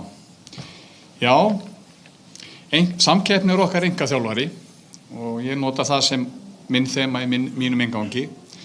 En Innes var stofnað hérna í mars 1987 að 3 ungum mönnum, mér og 2 félögum mínum, og nafnið dregið að þessu svæði hér. Það að segja, það frá Hvalirinn í Hafnarfirði, nær upp að Helgafelli í Hafnarfirði, alveg upp á Skálafelli og norður fyrir á Kjalarnes. Þannig að höfuðborgarsvæðið heitir Innes með 3 ennum, trúið þið eða ekki. Þannig að þeir sem búa á þessu svæði eru innesingar, bara til hamingju með það. Nú, það voru 2 ungir menn sem fóru vestur haf með þá von í hjarta að stofna til viðskipta. Og við náðum því og okkur fannst við heldur betur veru komnir á toppinn. Og fyrirtæki sem við náðum að koma á viðskiptasambandi heitir Conagra og seldi okkur vöru og fyrsti gámurinn kemur 1988 í byrjun árs. Og hér nú herlegheitin og þannig eins og stendur það var engin liftari, þannig að þetta var borið allt inn á höndum. Nú, vara sem kom út á gámnum var þessi ágætis vara og við auglýstum Hunts, ekki bara tómatsósa, heldur heil fjölskylda tómatvörum og aðal óvinnurinn var þessi hér. Dóttir mín spurði einhvern tímann, pabbi, akkur finnst okkur lippis vond? Þá var maður áttaði maður þess að því að maður var búin að predika heldur betur fagnaðar boðskapinn á heimilinu. En lippis tómatsósa leit ekki alveg svona út, ég fann ekki gömlu glerflöskuna, en það var það sem við notuðum að við værum með plastflösku og kaupmenn heilt yfir hafa tekið okkur ákala vel alveg frá fyrsta degi og vera boðnir og búnir að pröfa hvaða vitleysu sem við komum með á boðstólinn. En hins vegar gátum við aldrei skilið þessa góðu viðskiptavini sem voru að gera okkur greiða, því ef varan seldist ekki þá hengdi maður á sig svöntuna og þurfti að matreiða að gera eitthvað til þess að kominni út úr búðunum og selja þetta fyrir neytendur. Og þarna gafst okkur tækifæri til þess að nálgast neytandann, skilja hann betur og átta sig á raun og veru hvar samkeppni lá og hvar gátum við sett komið fram með tækifæri. En að því sögðu að þá sem sagt, til þess að gefa einfalda mynd, af því að við erum búin að taka þessa mynd nokkur sinnum, en þá sem sagt Innes þarna rauðlitaða og í flestöllum tilvikum erum við að versla við framleiðendur, sem sagt eigendur af vörumerkinu, bæði innlenda og erlenda framleiðendur. Við íslenska heildsalakerfið nokkuð sérstakt að því leyti að það með þetta kerfi, það að versla beint við framleiðandann, sér sölu og dreifingu á þessu vörumerkjum, markaðssetningu, þannig að við sjáum raun og veru allan þeirra þau viðskipti hér á markaðinni eins og þetta væri ígildi þeirra sjálfra. Markaðinir erlendis eru frekar skiptir, það dreifingastöð, það eru heilsalar, það eru sölufyrirtæki og oft eru vörurnar seldar á mismunandi lögum hvert að fara. Þetta það sem að við heilsalar og við hjá Innes horfum oft til að við erum kannski búin að markaðsetta vöru, samanber Hunts, en okkar viðskiptavini, það að segja verslanirnar, geta náði þessar vörur á þessum lagerum. Og við höfum haft það viðmiði, ef að viðkomandi framleiðendur vilja vinna með okkur og vilja viðsjum þeirra umboði hér á landi, þá rauði þráðurinn sá að við viljum að íslenski neytendur njóti sömu verð út úr búðum hér á landi og í nágrannalöndunum. Við ætlum ekki að byggja upp markað síðan fara salan framhjá okkur. Og þetta auðvitað alltaf samningur sem á sér að fram og tilbaka við þessa birkja og heilt yfir hefur gengið vel eftir eins og ég mun koma inn á hér síðar. Nú, svona leit lagerinn út 1988 og hann hefur aðeins breyst hjá okkur. Það aðeins meiri hraði og það nákvæmni. Nú, þetta var náttúrulega tilgert ekki til þess að státa sig af við værum hátækni vöruhús, við værum hæsta rekkakerfi á landinu. Þetta var fyrst og fremst gert til þess að ná meiri hraða til að geta staðið sig betur í samkeppninni. Samkeppninni við aðra framleiðendur, aðra heildsala og jafnframt líka þennan samhliða innflutning sem að vofir alltaf yfir. Nú aðeins til þess að gefa ykkur sýn á smá mengi hérna á fyrirtækjamarkaði. helmingur okkar veltu fer inn á veitinga og mötuneytismarkað og helmingurinn fer inn á smásölumarkað. Við erum með 560 viðskiptavini á smásölumarkaði og við hlustum á þá mjög vel og við eigum mjög gott samstarf með þeim og það hefur alveg verið frá fyrsta degi að við notum svolítið slagorðið í Hard Rock, we love all, serve all. Alveg sama úr hvaða liðu þú kemur, okkur alveg nákvæmlega sama hvort þú sé tengdu þessum að hinum. Það alveg sama þó að við seljum vöru þangað og einhver kann að finna því. Við erum bara boðin og búin að þjóna öllum markaðnum. Við höfum líka gaman að breyta markaðnum. Við viljum ekki vera bara sullast í eins og það hefur verið og við sýndum það frá fyrsta degi og komum með öðruvísu vörur. Og 1999 komum við með spænskt jógurt. Og það hafði verið töluvert stöðnun þarna þegar við komum inn, þannig að við fengum alveg gríðarlega flott brautagengi inn á markaðinn. Neytendur voru alveg himinn glaðir með þetta og ef ég man rétt þá held ég við selt þarna árið 2018 gáma að þessu spænska jógurti. Nú, en hvað hafði þetta í för með sér? Þarna voru við orðin einkaþjálfarinn. Mjólkursamsalan fór inn mestu umbreytingar sem þau gert í langa tíma. Komið allskyns tegundir, smámál, skýr.is, mikil vöru þróun, komið 4-pakk, 2-pakk, 6-pakk og þarna sýndi sig að þetta var happafengur fyrir nokkuð staðnaða markað sem hafði hvað í för með sér. Við töpuðum hlutdeild, við leituðum til okkar birgja, við verum að mæta henni með skarpari verðum. Og þarna aðeins ég að taka saman, við lækkum vörunum 5,3% eftir að hækkanum 12,6 á einhverju tíma, evran hafði gengið eftir, mjólkursamsalan hækkað 22-24%, en aðeins athugið að 55 krónur á hverri einingu þarna rennur til ríkissjóðs. Annað dæmi, við höfum nýlega hafið sölu á þessu gátáðasti og seljum þetta kílóið á 2220. Þannig sjáum við að við erum til þess að flytja hennar ostinn, þá þurfum við að fá tollkvóta, eins og Greta kom inn á áðan. Og þá séu kvóta útboðsverði 1050 krónur sem var núna á síðastu, og þetta þurfum við að greiða fyrirfram til ríkissjóðs í desember til að nýta okkur á þessu 6 mánuðum. Við gætum raun og veru selt hennar ost á 1170 ef þessi tollur væri ekki. En til einhvers að taka tollin af, ég meina þessi heildsali þarna, hann bara stingur þessu vassanum, eða verslunin, það er fágefni. Já, en hvað gerist 1. janúar 2017? Þá fóru 59% tollur af kartöflusnakki. Og hvað gerðu við?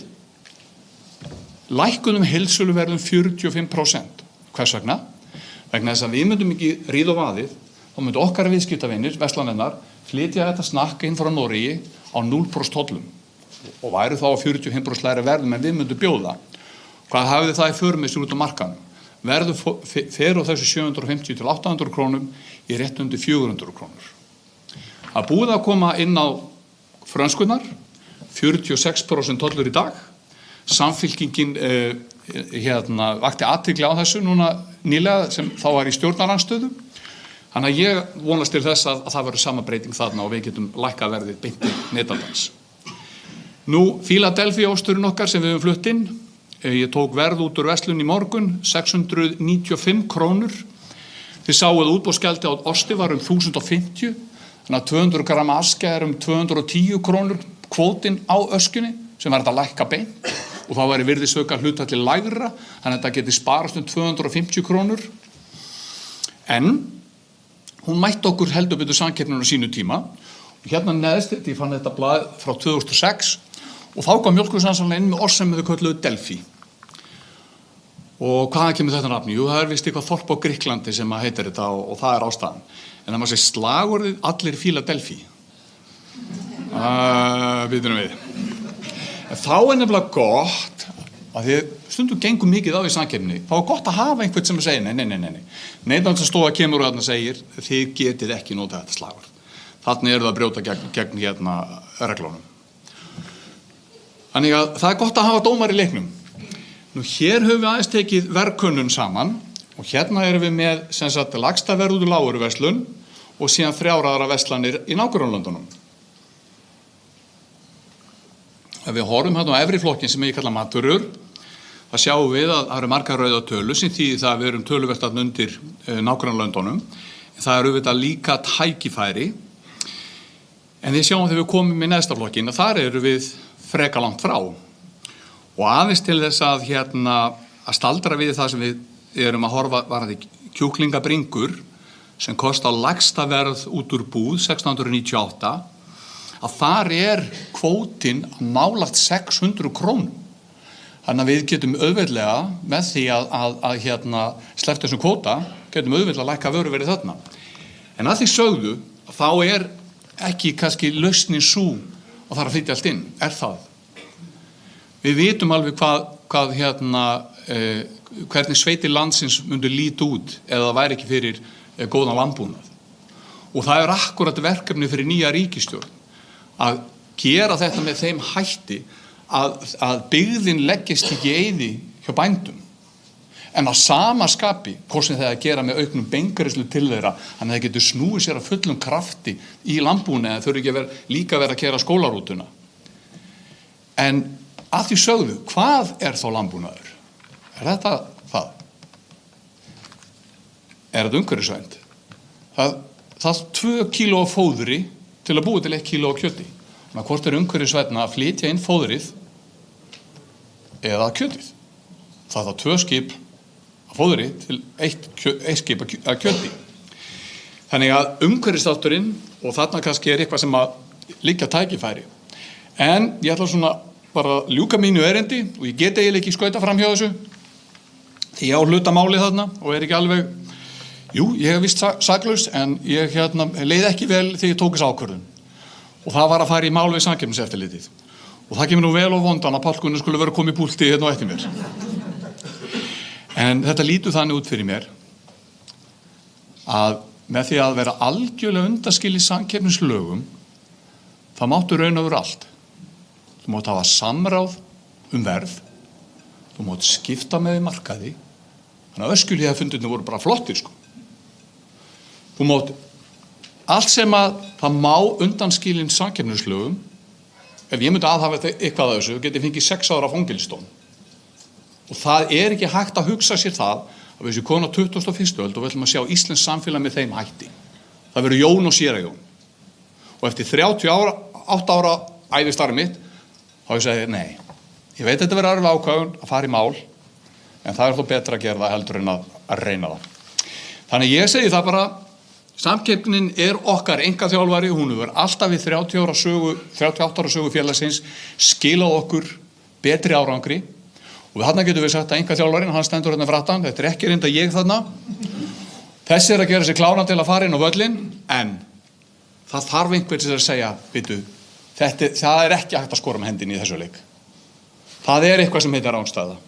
Og þegar allt atvinnulífið, verslunin fer eftir settu reglum og sigurinn verður, þá verður hann miklu sætari. Þá stöndum við öll í sama borð. Takk fyrir mig.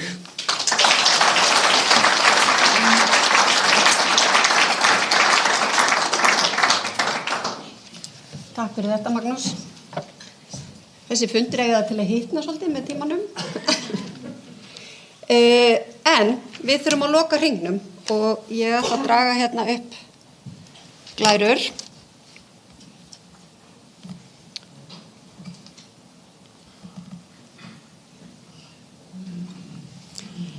Af því að næstur á mælendaskrá og að loka hringnum Páll Gunnar Pálsson, forstjóri Samkeppniseftirlitsins. Páll nam lögfræði við lagadeild Háskóla Íslands og hefur fengist við stjórnsýslu og öllum sínum ferli, verið forstjóri Samkeppniseftirlitsins síðan 2005. Og þú ætlar að fjalla hvað við þurfum að gera betur. Gjörðu svo vel. Já, takk fyrir. Takk fyrir að bjóða mér á fundin og fyrst ég staddur hér, takk fyrir að tala yfir höfuð samkeppni. Þessi samtök gera það. Þau tala fyrir hönd minni fyrirtækja á Íslandi og það ekki sjálfsagður hlutur að hagsmunasamtök fyrirtækja gera það, þannig að takk fyrir það.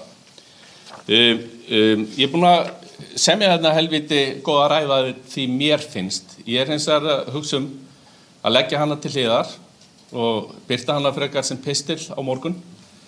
Ólafur getur kannski senda hann á ykkur ef við viljið.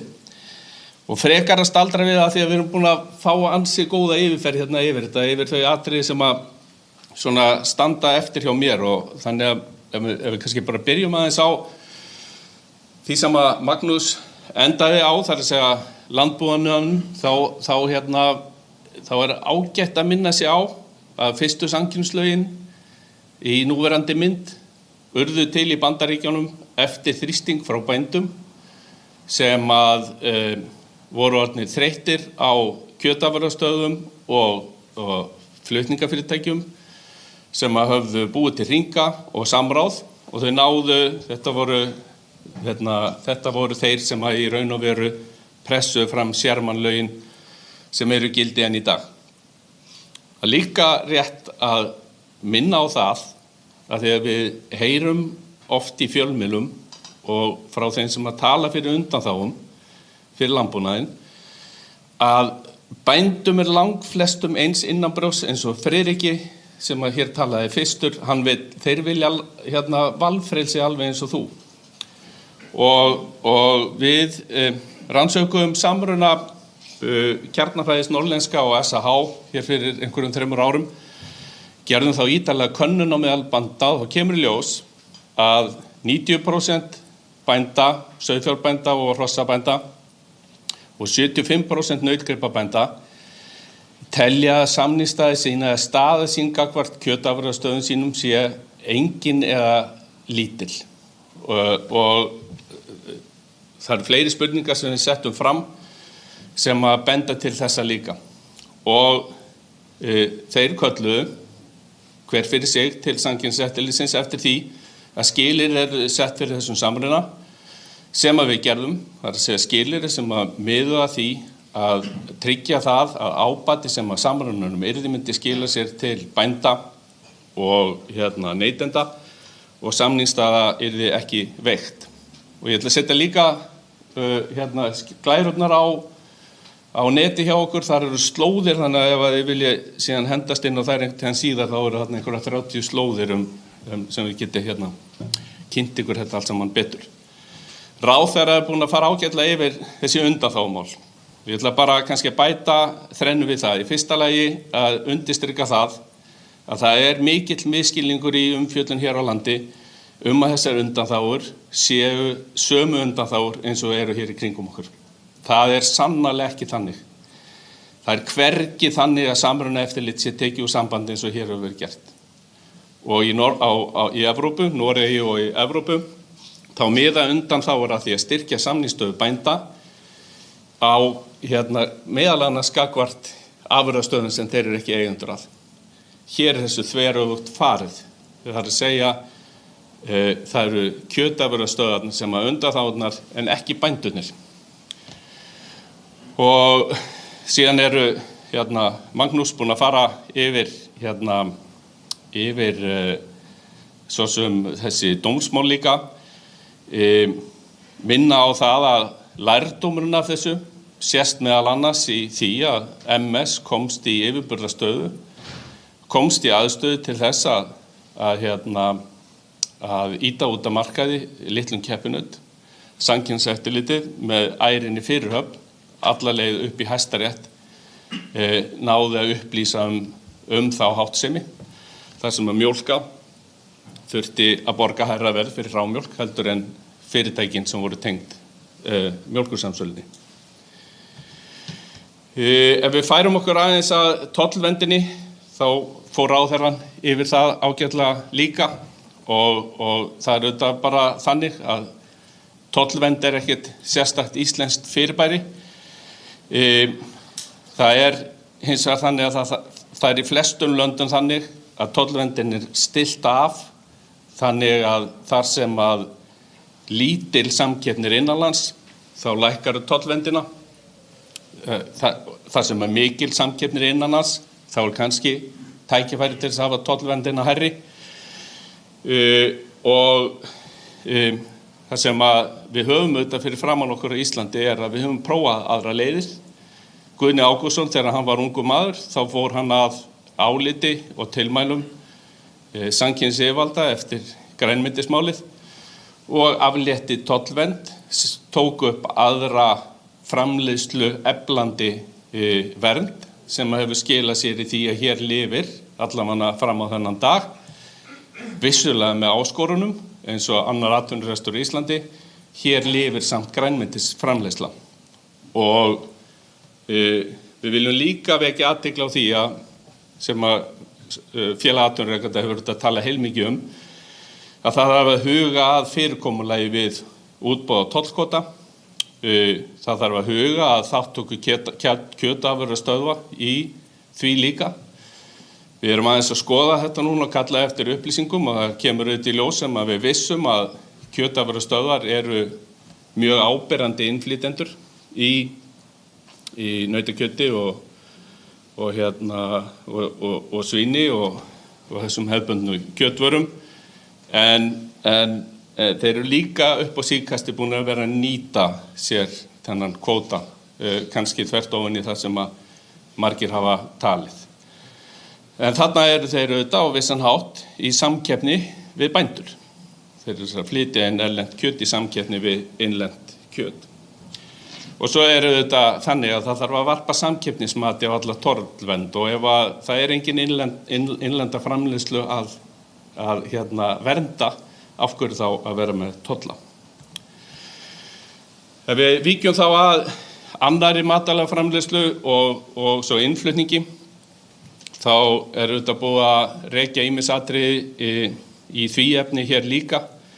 Ég vil bara undirstrika það að innflytjendur, þeir mega ekki girða fyrir samhliða innflutning. Ef að þeir eru þáttakendur í slíkum samningum, þá skuli hugsa ykkar gang vel. Þau skuli hafa það í huga líka að Evrópusambandið, ekki bara við, erum á höttunum eftir brotum af þessu tagi. Þarna upp á vegg er nýlegt mál, bara frá því á síðasta ári, þar sem að brotlegir aðilar í slíku máli voru sektaðir. Þannig að, eins og krakkarnir, please, ekki standa í því að reyna að hindra samhliða innflutning. Þetta er eðlileg samkeppni, þeir eru umboðsaðilar fyrir mikilvæga vörur á innlendan markað og þið takið eftir að það er einhver farin að flytja hana inn, hvort sem að það er bónus eða einhver önnur matvörukeðja.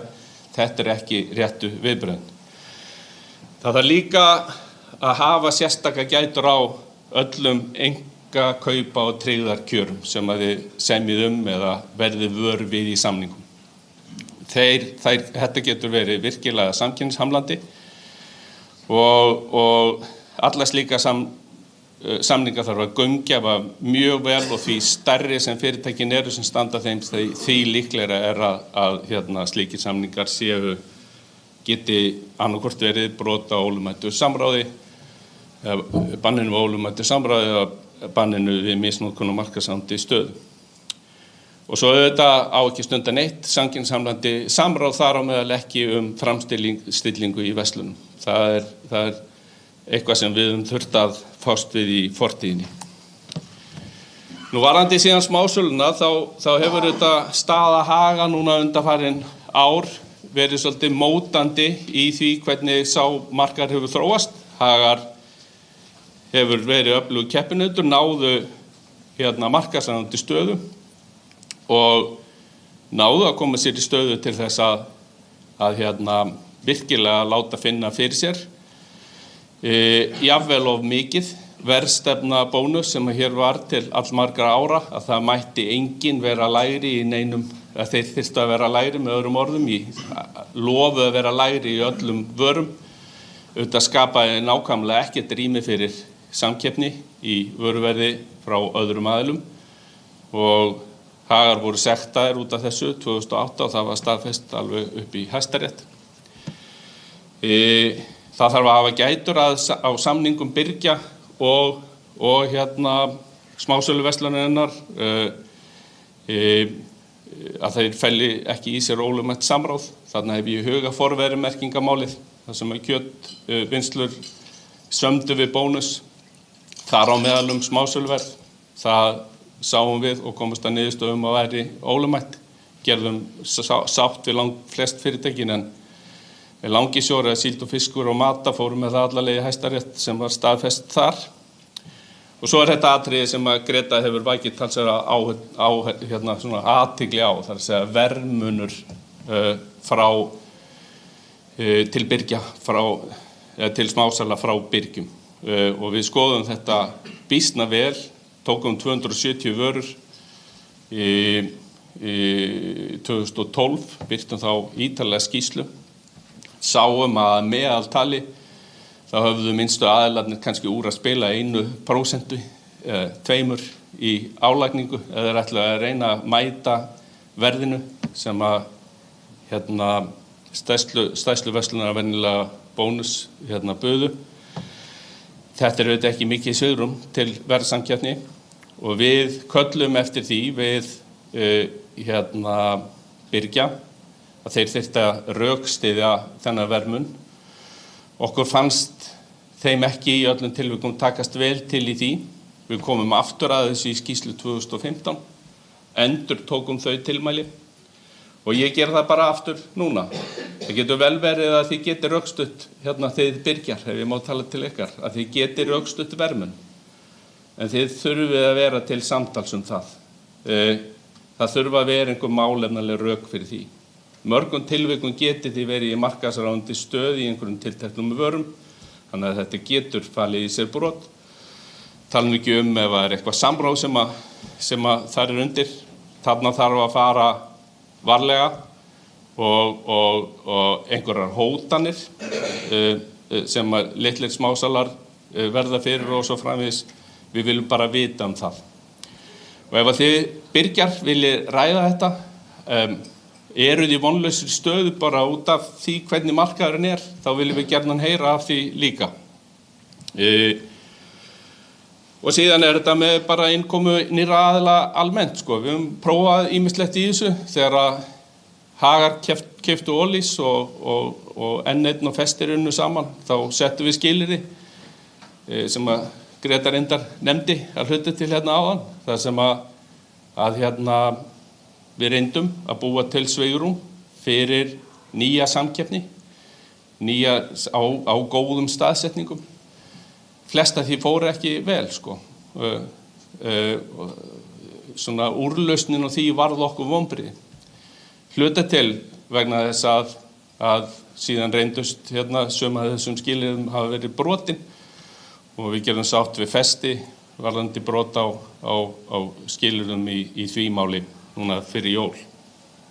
Og það auðvitað gríðarlega mikilvægt, svo það sé sagt, að þegar fyrirtæki gera sátt við samkeppniseftirlitið og skuldbinda sig til aðgerða sem styðja við hagsmuni almennings, að þá sé staðið við þau loforð, samanber til dæmis Hæstaréttardóminn frá því í gær varðandi brot Símans á skilyrðum eftirlitsins.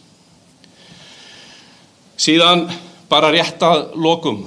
Það er ekki hægt að tala þetta öðruvísi heldur en að tala flutningarna líka. Ég gerir ráð fyrir því að þið þekkið svolítið þessa flutningarannsókn, sektirnar sem að Samskip og Eimskip hafa sætt.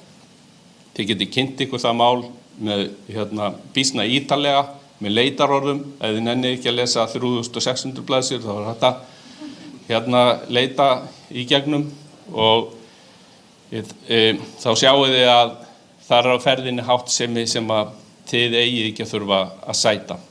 Þetta mál er fyrir áfrýjunarnefnd núna, en það sem við gerðum í framhald af þessu máli, strax og þessu máli lauk hjá okkur, þá gáfum við út álit, þar sem að við erum að kalla eftir því við stjórnvöld að tryggja aðgengi keppinauta að hafnaraðstöðu.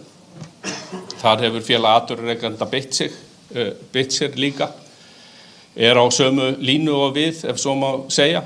Þetta snýst það að breyta aðstæðum í Sundahöfn þannig að nýjir keppinautar geti lagt þar upp og það séu aðstæður til þess að raunverulega keppa í sjóflutningum. Þetta snýst líka það að auka samkeppni í landflutningum. Við erum að fylgja eftir þeim þætti líka. Og svo vorum við að vekja athygli meðal annars ykkar á upplýsingum upp úr þessu máli sem gáfu til kynna hvernig í hvað stöðu flutningafélögin hafa verið til þess að hækka gjöld og búa til ný gjöld og við vorum að kalla eftir því við ykkur og stjórnvöld að sýna aðhald í þessu efni, að kalla eftir rökstuðning í hverju tilviki þegar ný gjöld koma upp. Og svo að allra síðustu, þetta sem Greta reyndar nefndi hérna áðan líka, samkeppnislögin setja keppinautum og samtökum þeirra skorður þegar kemur að opinberri umfjöllun verðhækkanir. Þegar við staðið ykkur vel hér í dag, það verður ekkert komið fram sem að ég geri athugasemdir við, ég gef ykkur 10 í einhvern, en tækið þetta alvarlega. Það að búa til hækkunarstemningu stór alvarlegt mál í umhverfi eins og okkar og þið getið nálgast upplýsingar þetta á heimasíðu okkar. Takk fyrir.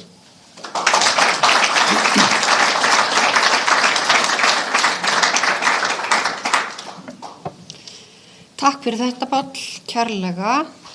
Nú ætla ég bara að gera eitt hérna og það að setja upp á sklæruna að því að hún skipti máli. Hvar hún? Ég segi þetta bara. Við leituðumst við að svara spurningunni samkeppnina, hvort að samkeppni skili neytendum því sem þarf og hvort að samkeppni skipti máli í þessu öllu saman. Við erum búin að fá mörg sjónarhorn og ég vil þakka öllum sem hér hafa talað kærlega fyrir. Sjónarhornin eru mörg, virðiskeðja matvörukörfunnar örugglega sú flóknasta sem til og margir hagsmunaaðilar sem koma þar að. Og ég held við höfum nóg að ræða hér á eftir, það verða veitingar hérna handa ykkur og endilega staldri við og við getum spjallað hlutina áfram. Takk fyrir.